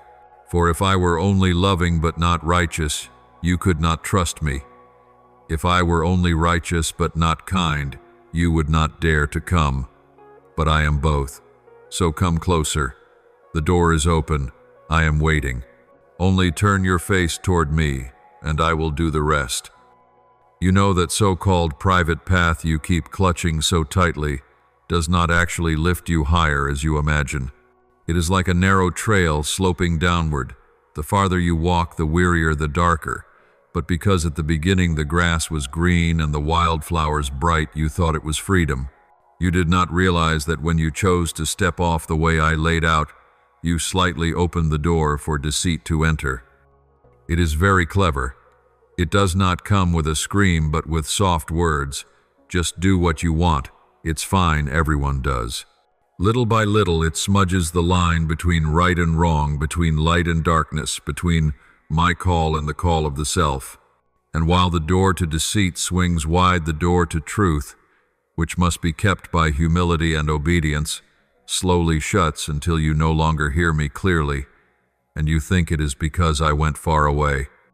But in reality, it is you who have gone far from me, far from the one who made you, far from the one who breathed life into you, far from the one who remembers every memory, every fear, every nook and cranny that even you no longer recall. It is not that I have forgotten you. It is that you are walking in the opposite direction. I do not ask for your devotion because I am lacking or because I need someone to prove loyalty. I am complete in myself. But I love you, so I want the very best for you. When I say turn back, put me first, it is not a cold command. It is the cry of a father who has seen that what lies ahead of you is an abyss. You can see only a very short stretch in front of you, so the other way looks harmless to you. But I see the whole course. I see the sudden bend. I see the trap laid just after the slope. I see the charming smile with the hook beneath it. I see a relationship that seems sweet, but will steal your peace. I see an opportunity that seems dazzling, but will demand your soul. Because I see, I call. Because I know, I warn. Yet I also know that every time I remind you, you think I am restricting you. You call it rules. I call it a safety fence for the one I love. There are times I reach out, my hand not in anger but in a very quiet sorrow. The sorrow of one who is offering life, and yet sees you stepping back. The sorrow of seeing what is good prepared for you, but you choosing the cheaper thing just because it is near and glittering right now, I do not get angry the way humans do. I grieve because I see you will hurt, and I know that hurt could have been completely avoided if you had trusted me sooner. You still say, I love the Lord is everything. But the way you live tells another story. You say I am important, but your schedule pushes me to the end of the day. You say you belong to me, but your thoughts, your decisions, your relationships, your money, your time, all of it runs as though I were only the optional extra. Too busy today, I'll meet God tomorrow. Too tired today, I'll pray later. There's this chance today I'll obey another day. But who signed you a contract guaranteeing that later will still be there? I knock, but I do not break the door. I invite, but I do not force. That is how I honor the freedom I placed in you. But it is for that reason that I must ask, how many more times will you ignore my voice until your heart can no longer hear? You assume the soul will always be this sensitive that you can turn back any time that saying sorry will fix it. But it is not so. Every time you deliberately push my voice aside, a thin callus forms on your heart. It is not thick at once, so you do not notice. The second time it thickens. The third time you start finding it hard to be moved when you hear my word. The fourth time you stand in church and feel dry. The fifth time you hear stories of my miracles and your heart only shrugs. After a while you will think I have gone silent. But in truth it is your ears that have dulled while I am still whispering. My spirit will not strive forever with a heart that keeps willfully turning its back. Not because my spirit is weak, but because I did not make you to be a puppet. I will call, I will touch, I will persuade, I will comfort. I will let you accidentally meet people who remind you of me. I will let you hear an old song again. I will allow a circumstance to slow you down. But if you keep deliberately turning away, if you keep saying, to another time, if you keep choosing noise over my voice, then at some point, my voice in you will grow fainter because I honor your choice. That is exactly why I am so earnest today. Do not get used to postponing my voice. Postponing once makes it easy to postpone twice. Postponing twice dulls the urgency. Postponing 3 times makes you believe nothing happens if you don't listen. But what is happening is that your heart is cooling and you do not see it. You say you will return later, but you do not own tomorrow. Time is not in your hands. You make plans, you set appointments, you assume you will still be healthy, still alert, still have chances to repent. But I am the one who holds time. I see all your days when none of them yet existed. I know the hour you are strong, and I know the hour you are weak. I know which temptation is waiting 18 months from now. I know which event will be there 5 years ahead. I know which person will walk into your life who will move you so deeply that you will find it harder to hear me than you do now. So when I call you today, it is not because I enjoy interrupting. It is because today is the moment you can respond most easily. Today your heart is still soft. Today the memory of grace is still fresh. Today your tears can still flow. Tomorrow may no longer be like that. Even so, I still wait. I do not wait because you are worthy of being waited for. I wait because my love is always greater than your wandering. Every time you go far, I do not cross your name out of my heart. I do not say, let's just give up on that one. I keep letting a sliver of light slip into your life, an unexpected encounter, a sentence from a stranger, a sleepless night with no reason, a piece of music that touches exactly the place of longing, an event that seems random but comes at the right time. All of them are signs that I am standing near.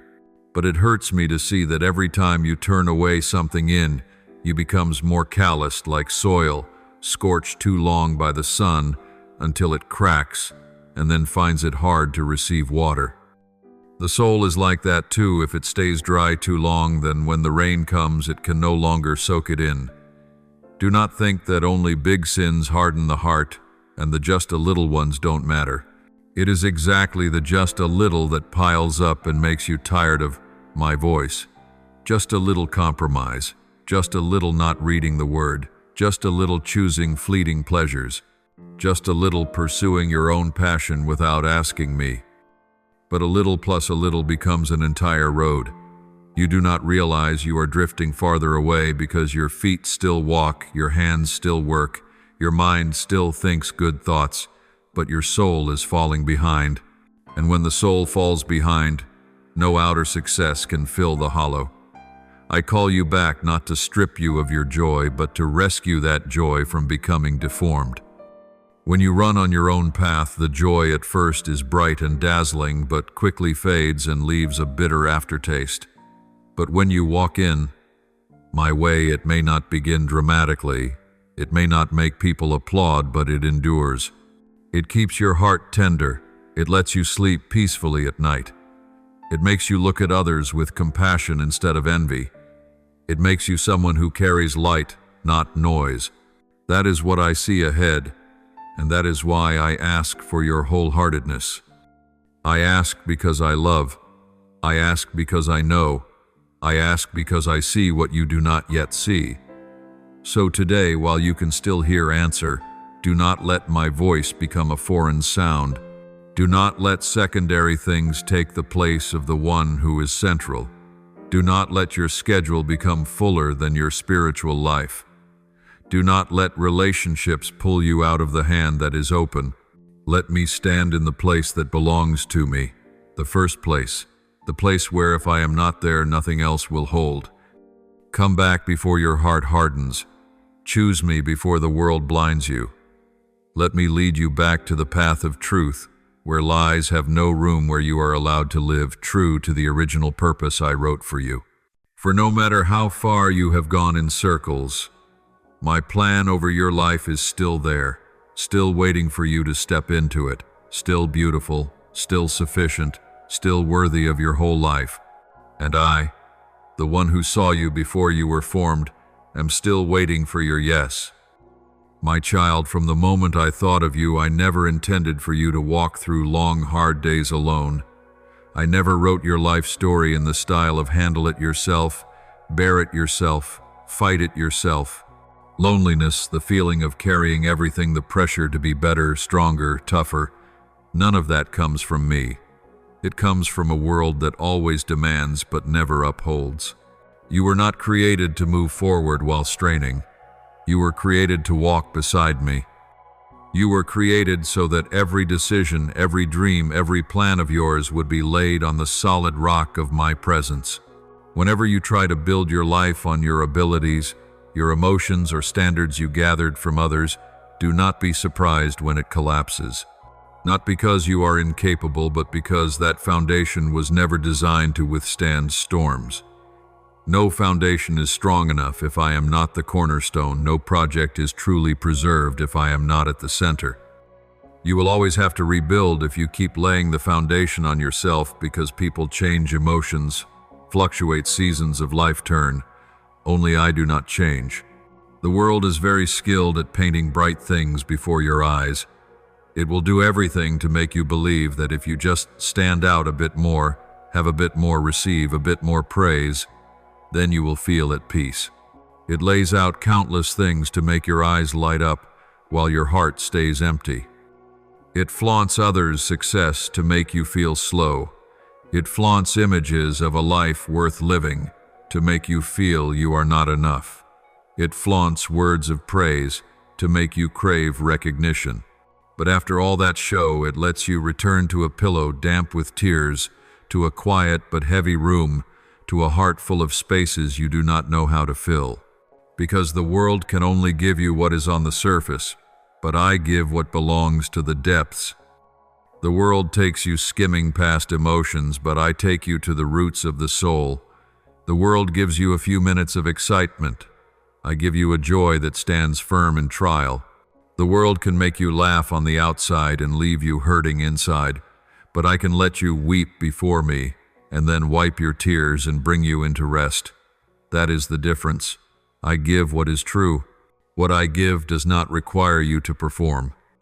It is a joy not shaken by your account balance, by compliments, or by others' changes. It is a peace that does not crack when work trembles, does not disappear when the future is unclear, does not fall away when people oppose you. It is a purpose that does not expire, does not fade with age, does not lose value whether you are on the peak or in the pit. I give you a life that knows I belong to Him, and that very awareness of belonging keeps you from having to chase every human affirmation. I ask you, why do you keep trading? What is eternal? For things that last only hours, days, years, why do you keep letting your eyes get stuck to passing invitations until you forget you have been invited into eternity? Because when you are tired, you are easily tempted to choose what is close at hand, like a hungry person easily sells the most precious thing for one piece of bread. But I want you sober. Do not repeat Esau's mistake. It is not just an old story in Scripture told for the sake of telling. It is a mirror that shows the human heart clearly. Esau was not worse than you. He was just tired and hungry at the wrong time. He had in his hand a spiritual birthright, a position no one else could simply demand, a portion of blessing that belonged to the lineage, but just because his stomach was empty, because of a fragrant stew right before him, he sold what was tied to his life, to his descendants, to the promise of God. He traded what was forever for what was immediate. Do you see that you sometimes do the same? You trade time with me to scroll a few more rounds of social media. You trade sacred stillness to chase new words, new information, new trends. You trade a holy calling for a relationship that deep down you know is not from me. You trade purity to satisfy a momentary emotion. You trade a pure heart to gain a few approving looks. You trade what is mine for a few minutes of human applause. But my child, there is no stew, no meal, no compliment worth you losing the spiritual firstborn right I have promised. I tell you plainly, what I have placed in you is more precious than every dish life can serve, more precious than doors people can open, more precious than opportunities people proudly brag about. Do not let one passing hunger cut off a long stream of blessing. What I have entrusted inside you is not something for you to use when you like and put away when you are bored. It is not a spiritual hobby. It is my seal on your soul. It is the call, abide in me. You were not created to remember me occasionally, to run to me only in crisis, to look up only in the storm. You were created for companionship. You were created to breathe in my atmosphere, to wake up knowing today I will walk with the Lord, to work knowing He is looking at me with love, to handle every difficulty in reference to the Holy Spirit. Not Sunday is yours, the other days are mine. Not mornings are yours, evenings are for my feelings. Not when I am weak I call you, when I am strong I do as I please. I want it all. Not because I am greedy, but because only when you are wholly in me can you live the very best version I wrote. When you are in me, it is not only your faith that grows. Your whole life starts to bear fruit. The fruit of the Spirit: peace, joy, kindness, goodness, faithfulness, self-control will flow naturally like a branch joined to the vine. You will not have to strain your mind. Today I must be joyful. Today I must love. Today I must forgive, because love, forgiveness, mercy will no longer be an exercise but a flow. But when you leave me, you start to dry up. You will find yourself quick to anger, quick to compare, quick to be hurt, quick to be offended, quick to be proud, quick to despair. You will see yourself reacting in the flesh more than responding in the spirit. And you will not understand why, because you think just having religion is enough. No, my child. This is not about a cute metaphor to preach. This is spiritual reality. Just as the body dies without air, the soul dies away from me. Without me, everything else will fall from your hands one by one. Without me, money cannot keep peace. Without me, reputation cannot keep joy. Without me, even love cannot erase emptiness. Every time you turn away, you are not just turning from a belief, you are turning from the very source of life. You are choosing a dry cup instead of a well, a dark room instead of the open light, a slow dying instead of overflowing life. You say, I'm tired, yet you leave the source of rest. You say, I'm thirsty, yet you go to muddy puddles. You say, I feel empty, yet you gather things that cannot fill. I do not blame you for the times you lost your way, but I ache for you because I know every time you do, you will feel more disappointed. You will accuse yourself more. You will imagine I no longer want you. So today I call, come back. Do not keep selling. Do not keep trading. Do not accept a flickering spiritual life. Do not let the world paint the temporary so that it looks like the eternal. Let me once again fill the whole space of your heart. And remember this like a red thread, you do not have to strive to be worthy first and then come. You come to be transformed. You come to receive life. You come to be reminded who is Father, who is Source, who is the one to whom you belong. When you are in me, the meaning of even the smallest things is restored. When you wash dishes, I am there. When you go to work, I am there. When you sit quietly where no one notices, I am there. My presence is not only for solemn gatherings, but for kitchen corners, office desks, bus rides, roads you walk alone. You are not created to come to me only by schedule, but to live in me like fish in water. Choose me. Every day, every hour, every time you are tempted by something beautiful but hollow, say to yourself, what He has put in me is more precious than what the world lays out. Then you will see when you guard what is holy will guard you. Before you ever knew me, in the days you were still fragile, I had already covered your life with a love that does not break. I do not love you in waves, sometimes much, sometimes little. Hug you when I feel like it, leave you when I am sad. My heart for you does not follow your moods or your circumstances. When you were strong, I was there. When you were out of breath, I was there. When you laughed out loud, I witnessed. When you sat alone and felt unworthy of anyone's memory, I looked even more closely. Many times you thought you were walking alone through the narrow crossroads of this life, but in truth I had already arranged people and relationships, quiet reminders around you, so that even when you could not hear my voice, clearly you would still catch a glimpse of me in a face, in a hand, in an unexpected conversation. There has never been a moment when I let go of the cord that ties me to you. I use all kinds of ways to speak to you, not only the one path you are familiar with. When you are excited, I speak through joy so that you will not think I only show up in tears. When you are hurt, I speak through comfort so that you will know I do not turn away from your pain. When everything around you is too loud, I speak through silence to draw you into a deeper place. When you hear a song that reaches your soul, when you look at an evening sky and your heart suddenly softens, when you read a line that feels as if it were written just for you, that is when I draw close. My voice does not grow weaker with the years. I do not grow tired of calling your name. The question is not whether I am speaking, but whether your inner being has enough room, enough stillness to recognize me among 1,000 other voices. Because you live in a world where voices crowd and jostle. There is the voice of your needs, the voice of social media, the voice of people, the voice of old wounds, the voice of desire, the voice of fear of the future. They talk so constantly that your ears grow weary, and to ease the weariness you push my voice to the margins without even realizing you are doing it.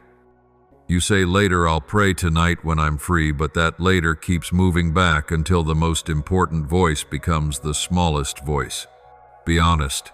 There are days when one comment about you bothers you for an entire week, but a very gentle reminder from me you forget in a few minutes. There are days you can sit for hours listening to what others tell about their lives, but cannot spare a few minutes to hear what I want to tell you about your own life. And then you ask, why can't I hear God, when the problem is not that I am silent, but that you have given the priority seat to words that do not carry life? You cannot keep turning your back forever without paying a price. The world keeps teaching that ignoring the spiritual call is a small thing, that being absorbed in work, in planning, in climbing for a place, is obvious and harmless. But I tell you, every spiritual decision leaves a mark on the soul, and there is no path that does not lead somewhere specific. When you walk far from me, you are not walking in some neutral blank space. You are moving into a dimmer land. When you let your heart grow cold, it does not stay at some middle line. It will slowly be drawn elsewhere. The more times you say not now, the easier it becomes to say never. And once a habit is formed, it will pull your future in that direction. Do not believe the whisper that says skipping God's voice for a while won't hurt. That is one of the sweetest lies. The one who fights against your soul does not always show up with a frightening face or noisy attacks. Most of the time, he only needs to make you stop longing. He knows you were made to turn toward me, so he does not waste effort making you hate me. That is hard. He only needs to keep you busy enough that you stop seeking me. He does not always push you into obvious sins. Many times he simply lays before you things that are good, too reasonable, too perfectly valid, so that day by day you forget the one thing that matters most: communion with me. He does not demand that you deny me. He only whispers, "Do it tomorrow," and every time you nod to tomorrow, he rejoices. Let me show you what is frightening about distraction. It does not hurt right away. It does not make you cry right away. It does not make you collapse right away. It lets you keep functioning, keep working, keep going to church, keep serving, so that you think you are still fine. Only that little by little you are no longer sensitive to what I point out. What once moved you now feels ordinary. Once you repented easily, now you think it's not that bad. When spiritual callousness has formed, it is very hard for you to notice you have drifted. That is his victory, not to drag you into darkness in a day, but to make you used to the shade, so that when night finally falls, you find it acceptable. That is why I keep faithfully sending people to you. Sometimes someone tells you a sentence that sounds so ordinary, yet it hits exactly what I am saying. Sometimes you listen to a sermon you did not even plan to hear, and it tells your very journey. Sometimes you are eating with a friend, and suddenly they say, "You've been far from God lately." You laugh it off, but your heart stings. That is me borrowing their mouth. Sometimes you go online just to unwind, and you run right into a tender reminder. That is me interrupting your stream of information. I do that not because I have nothing else to do, but because I do not want to lose you to the one who only soothes in order to destroy. I do not stop calling because I know that the moment you turn back you live. But I also have to tell you the truth. There will come a time when the reminders become fewer if you insist on blocking your ears. Not because I have stopped loving, but because a heart that hardens on purpose finds it very hard to receive. I do not want that to happen to you. I want you to choose to listen while your ears are still soft to answer, while your heart is still stirred. Do not wait until you are drained to call on me. I can still save, but the pain will cut deeper. Do not wait until you have lost almost everything to remember that I warned you. I will still welcome you, but the scars will be thicker.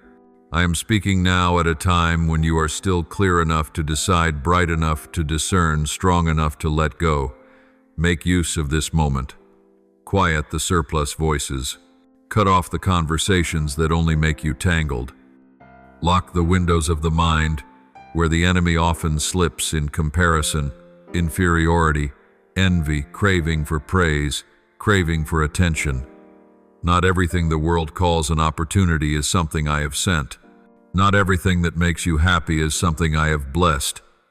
You need to learn to ask, Lord, does this make your voice in me clearer?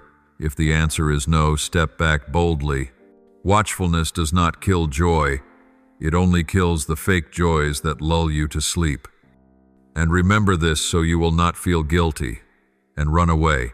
Up to today, I still love you as fully as the first time I touched you. I have no regret for choosing you. I am not ashamed that you have been weak. I do not change my mind when I see you slow to respond. I am only saddened that you are living beneath what I have for you. So I say again, gently but firmly, return to me, not so that I will be less angry, but so that you will lose less. Return to me, not to fulfill a religious duty, but to keep your soul from being lulled. Return to me, not because I am lonely, but because no one but me can keep you safe as the darkness accelerates. This moment has been opened so you can choose again. You can keep walking with the old habits, the old noise, the old distractions, and then you will reach the place where those voices lead. Or you can stop, take a breath, look up and say, I hear you. I do not want other voices to drown yours anymore. I will answer very fast. I will brush off the dust from your spiritual ears. I will make you sensitive again. I will make your heart soft. And you will be surprised to see I was never far. It is just that now you can hear. I know there is a power that still wants to bind your soul with invisible chains. Shameful memories, repeated habits, accusations from the past, whispers that say you will never be better. But I will not let him speak the last word over your life. I came down to smash the chain he wrapped around your neck, and I will do it in your own life if you will reopen the door you locked out of fear or disappointment. The enemy wants you to believe that you must untangle everything yourself before daring to come to me, but I say, come and let me untie it. You do not need to cut the ropes little by little in loneliness. You only need to step out of the dark and let me touch you. My power is not only enough to wipe away sin, but enough to break the fangs of what has held you for years. But I need you to let me do it, because I do not invade your heart like a thief. I knock, I invite, I wait for your yes, and then I lift the burden off your shoulders. You say you are exhausted, that your soul has come to a worn-out place, that you have no strength to try anymore. I hear you. I do not say, be stronger first, then come. I say, come here to rest. With me is not a place to pile on more weight, but a place where weight is taken off. You have braced yourself too long to prove you are fine, to keep up appearances before others, to cover your stumbles, to show that you are still faithful. But I see through every outward layer. I see the shoulders bent and the heart already gasping. That is why I invite you to sit beside me. Lay down your weapons, take off the mask, let the tears flow, breathe deeply, be still. Resting in me is not running from responsibility, it is returning to your original rhythm, the place where you do not have to carry what is not yours. When you are willing to rest in me, you will see that what used to be too heavy suddenly becomes bearable because I carry it with you. I did not make you to drag yourself alone across the battlefield. You might also say, but my heart is numb now, it doesn't move like before. I know where that numbness came from pains that kept repeating, from prayers that seemed unanswered, from people you trusted who hurt you, from times you thought, this time it will be different, and yet it wasn't. To keep going, you chose to cool down your heart so it would hurt less. But child, a frozen heart does not only stop feeling pain, it also stops feeling love. It no longer hurts over the wound, but it also no longer rejoices in my presence. I do not blame you for building walls to protect yourself, but I want to tell you that I come not to hurt you more, but to awaken the living part that was buried. I will not rush in harshly. I will warm, I will soften, I will breathe back warmth. I will remind you what it is like to be loved. With me, you are not forced to smile, but you will relearn how to feel. I will restore the ability to be moved when you hear my word, the ability to be tender toward what is good, the ability to forgive without bitterness. Do not be afraid to let me touch the places you thought were dead. I specialize in bringing back to life what seemed lost. You say again, I'm not worthy to come near you. Yes, you are not, by your own measure. But I do not use your measure. If I only received the flawless, heaven would be very empty. I know your uncleanness in detail. I know even what you have not dared admit to yourself. and still I have prepared a robe for you. I do not tell you to go find a clean garment and then come in. I hand you the robe of grace to cover what you cannot wash. It is not a robe to hide, but a robe to change identity. When you put it on, you are no longer just a sinner crawling toward the throne, but you are seen as a child of the house. You are mine not because you never fail, but because I called you, I chose you, I clothed you. Do not let the voice that says you are not worthy push you away from the family. Grace is not a prize for those who met the standard. Grace is the arm put around the shoulders of the muddy child right at the door. Then perhaps you whisper, "But I've gone too far. I chose things that now I'm ashamed of. I stepped into places I shouldn't have stepped. I want you to know that my arm is always longer than the distance you run. You can change your phone number, change cities, change your crowd, change your lifestyle, even change your name, but you cannot run beyond my reach. I am the one who is beyond distance, beyond time, beyond foolish decisions. I trace your steps even when you think I have let go. I stand at the turn when you change direction. I wait at the door you slam shut. I do not grow tired of waiting, but I also warn you, if you keep training your ears to other noises, if you keep brushing off my call, if you keep choosing well-worn paths of disobedience, then my voice can begin to grow faint in your awareness, not because I stopped calling, but because your heart has grown callous to that sound. The sun still shines, but if the curtains are drawn, the room will be dark. I do not want you to come to the place where you can no longer hear. Do not wait until everything collapses to call on me.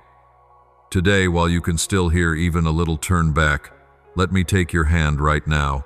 Do not wait until you have tidied everything up to hand it over. Do not wait until the past has fully settled to open your mouth. Do not wait for the family to understand. Do not wait for people to stop mocking. Do not wait for your finances to stabilize. Do not wait until you have no more bad habits. Do not wait for other doors to be ready.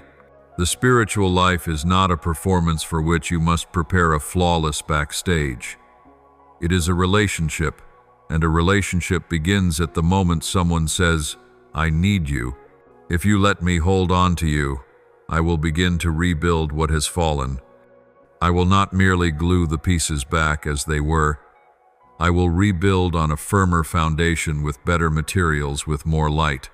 I know which parts of you were shattered by others, which parts by yourself, which parts by circumstances, and I will touch exactly those parts. There are areas you think must be torn down completely to start over, but I can restore. I am a father, not a demolisher. I build, I heal, I mend, I shape, I make new, I cause what was old to shine. Do not forget that I am your father. This is not religious wording. It is the truth of the relationship. A true father does not leave his lost child in the market of life without showing the way home. Long ago, even before you thought, maybe I should come back to God, I had already gone ahead to straighten the road, to clear the path, to set the chair in place, to lay out the cloak, to prepare the words of welcome. When you had only the intention of returning in your heart, I already heard your footsteps. When you only turned your back on the old way, I was already running toward you. But there is still one thing I will not do for you. I will not walk for you. I point out the road, I light the lamp, I call your name, I wait, but you must decide to turn. I love you enough not to force you. I gave you a will so that you can truly love me, not because you were made to, but because you chose to. And the very moment you place that will in my hand, every situation shifts. Your will is like the steering wheel of the vehicle of your life. It decides the direction. As long as it is held by fear, by old wounds, by human words, the vehicle will keep circling in the desert. But when you hand that steering wheel to me, I will lead you out of the sinking sand. When you say not what I want, but what you want, you have just given me broader right to act. In that moment, the things that used to bind you suddenly lose their power, not because they vanished on their own, but because you no longer stand on your own ground. you have stood on mine. A surrendered will opens the door for grace to operate. Where you do it yourself, you get discouraged. Where I do it, you see real change. From a place of scrambling to fight sin, you step into the place of being lifted by me to a higher level. From merely trying not to fall, you move to loving me so much that you do not want to do what grieves me. From living out of duty, you move to living out of love. So do not be afraid of surrender. Surrendering to me is not like surrendering to people. People may use your weakness. I lift it up. People may impose their will on you. I teach you to fly in the sky that is yours. People may control. I lead. People may judge you for your past. I use that very past as evidence of my mercy. When you are willing to say, I belong to you, when you no longer insist on holding two directions in both hands, when you are willing to make a clean choice, the old shackles will fall off one by one. Not because you are exceptional, but because I keep my word. I came to destroy the works of the enemy, and I will destroy them in your life. Your part is simply to stop running, stop delaying, stop saying tomorrow. Let me do it right now while your heart can still hear, while it is still a little soft, while you can still feel that you need me. I will not let you be lost without a way back. I am the way. And the way is standing before you. You only need to step. The peace you have been chasing, the peace that is not shaken by upheaval, not stolen by human words, not dependent on money or fleeting emotion, that peace flows from me. The strength you lack, the strength that is not mere stubborn gritting of teeth, not a short burst of motivation that burns out, but a quiet current that keeps you standing on the evil day, that strength is also in me. The meaning your soul has been restlessly seeking, the questions, why do I exist? What am I here for? Will my life count? Those questions cannot be fully answered by success or applause or other people's approval. The answer lies in me and the plan I drew before you were born. Therefore, if you insist on living far from me and still demand full peace, full strength, full meaning, that is only an illusion. Not because I selfishly hoard these things, but because all things were made to function in connection with the one who made them. A tree must cling to the soil to live. A fish must be in the water to breathe. Your soul must be in me to find rest. That is the principle. No one can break that principle and still be well. So you cannot say that you belong to me and yet keep your fist closed around the very things I have asked you to release. You cannot say you love me and yet let your heart run after what is against me. You cannot drink from my spring and at the same time drink from the filthy puddles of the world and think your soul will stay clear. Clean water and dirty water cannot remain in the same vessel, and the vessel still be fragrant. You cannot sit at my table, eat the bread I break, hear the words I teach, then go to another table to feed old desires and say, it's fine. You will love one and despise the other, that is certain. You were not made to divide your heart between opposites. You were made to be whole, and wholeness comes only when you choose. That is why I say to you, choose. Not choosing by today's feelings and tomorrow choosing something else, but a decisive choosing so your soul can be at rest. Choose me, choose life, choose the source. Choose the light. For when you choose me, you do not lose everything. You finally possess what endures. Choosing me means you agree to let me redefine your value chart your way, refine your motives. And yes, it will have a cost, but the cost of choosing me is always far less than the silent cost you pay when you do not choose. Do not soothe yourself with, refusing you is no big deal, or I'm okay without you, or I still do good things, I still live decently, surely you're pleased. That is the most dangerous deception, because it makes you think you are not sick, so you will not seek the physician.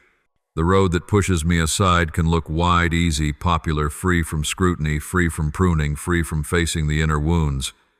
But after a while you will sense the emptiness. Go deeper and you will see disorder. Reach the end, and there is only spiritual desolation, and finally loss, not only loss in the age to come, but loss right now, when you no longer know whom you live for, no longer discern what is real and what is false, when you lose the ability to sense my call. I am not scaring you, I am telling you the truth. Every road without me at the center leads to a drop-off. You may not fall immediately, but you will slowly lose sensitivity, slowly lose keenness, slowly stop feeling the need to pray, slowly find my word dry, slowly find my house a burden. That is the sign of a soul dying while thinking it is healthy. What is frightening about pride is that it not only hardens your heart, it also lays a veil over your mind so you do not realize your need. Pride is not always loud, not always the kind that lifts its head to look down on others. Often it disguises itself as I'm fine, I can handle it, I don't want to bother anyone, I will get through by my own strength. Those words sound beautiful, strong, independent, but in the spiritual depth, they conceal a thirsty soul that will not drink. Self-reliance, if it is not founded on dependence on me, is only a shiny mask. It helps you look fine before people helps you avoid pity, but it does not feed your inner life. At night, when the applause is gone, when the phone stops buzzing, when there is no one left to impress, that is when the mask falls and the truth speaks. I am tired, I am lacking, I am lonely, I am afraid. Only then do you see that what you called independence never addressed the root.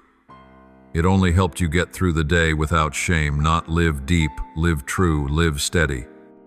I am not against your growing up, taking responsibility, working hard.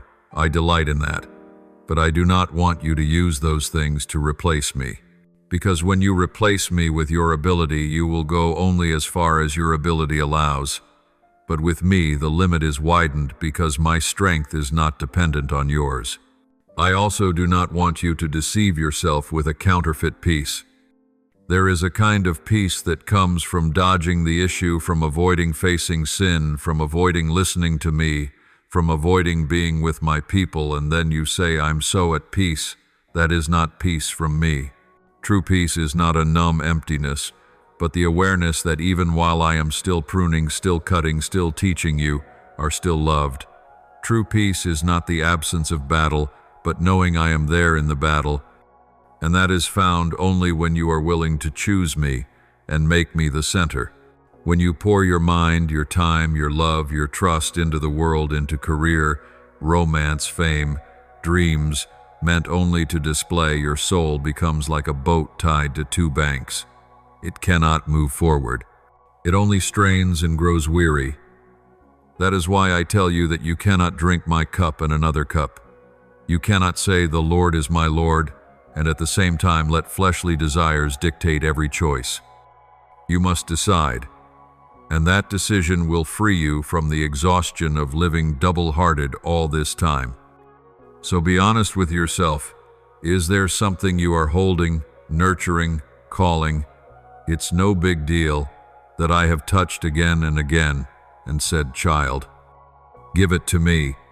Is there a relationship you know does not please me, but you keep because you fear being alone? Is there a habit you know is draining your spirit, but you treat it as a small reward after a long day? Is there a thought you keep so you can feel superior to others? Remember this, to keep those things is to keep me at a distance. For I am holy. When you choose me, you will have to let go. But in return you receive me myself, true peace, enduring strength, unfading meaning. That is an exchange in which the gain is always yours. I am still here, still inviting, still waiting. I do not want you to circle around the door and then go back to the world. I want you to step fully in and remain. For only when you remain in me will you bear much fruit. And only when you belong wholly to me will you truly live. At this moment I ask that my soul grow still before you and pour out every sigh, repentance, and gratitude from the depths of my heart, hiding nothing, delaying no longer. O Almighty God, source of all true peace, Today I come not to ask for more passing things, but to ask for you yourself. I renounce the thought that I can live halfway holding on to you and still clinging to what binds me. Please break in me every mixture, every divided heart, every habit that weakens me. Let me love you alone and treat with contempt anything that pulls me away from you. Place in me a tender heart that knows how to kneel, that knows how to say, I need you. Open my eyes to recognize the subtle deceptions of pride and self-reliance. Do not let me live outside of you and still imagine I am fine. Bring me back to your table and feed me with your presence so that my soul may truly be satisfied. Father, you who see even the thoughts I have not yet spoken, I recognize that the root of much dryness in my life is that I have chosen other cups instead of yours. I repent for the times I sought joy in the flesh, in human applause, in relationships that did not please you. Please forgive me for letting my heart be shared with things unworthy of it. Wash my mind, change the spiritual appetite within me, so that I no longer crave what is empty, but long for you alone. Place in me the fear of the Lord, so I will know that pushing you aside will always cost me. Draw me close, so that from now on I will walk on the path that leads to life and not to destruction. My beloved Lord, I confess that my self-reliance has often only been a cloak to cover a soul that is hungry and thirsty. I have said I can handle it while inside I was weary. I have laughed and talked while at night I felt empty. Today I no longer want to act before you. I take off the mask of strength and let there appear a child who truly needs the Father. Please pour out again the power from on high, power that helps me overcome sin, not just tolerate it. Teach me to depend on you and still stand firm, to be humble and still confident, to be weak and still covered. Heal the places where pride is hiding my true need, so that I will no longer miss the grace you give to the humble. O living God, who called me out of darkness, grant me a resolute heart. There are things I know I must let go of, but still hesitate. There are relationships I know are pulling me backward, but I still hold on to them. There are habits I know are wearing down my spiritual life, but I still excuse them. Today I ask for your strength to choose you above all. Give me courage to refuse the invitations of the world, so I will no longer drink muddy water and then complain of thirst. Bring me back to the spring that I may drink the water of life flowing from you. Block my way if I start heading again toward destruction. Awaken me if I once more think I am fine while far from you. I want to belong to you completely. O Almighty God, I thank you because you did not let me wander in the illusion that I am fine without you, but you showed plainly the road that leads to ruin so I could avoid it. Thank you that your word is both gentle and direct, not crushing me yet not letting me sleep. I thank you for showing me that peace, strength, and meaning are only in you, so that I will not waste a whole life chasing what is empty. Thank you that you still call me back, even though I have divided my heart many times. Thank you that your grace is still open. O loving Lord, I thank you because you do not demand perfection before allowing me to draw near, but right in the moment I admit my weakness, you come close. I thank you that your kindness is a cord that draws and not a whip that drives away. Thank you that you do not let me keep drinking dirty water, but open to me the stream of living water. Thank you that you see to the very root of my soul's hunger, and you are willing to satisfy it with your very self. I offer this prayer in the holy name of the Lord Jesus Christ. Amen. Don't forget to subscribe and turn on notifications so that together we can build a strong community of faith.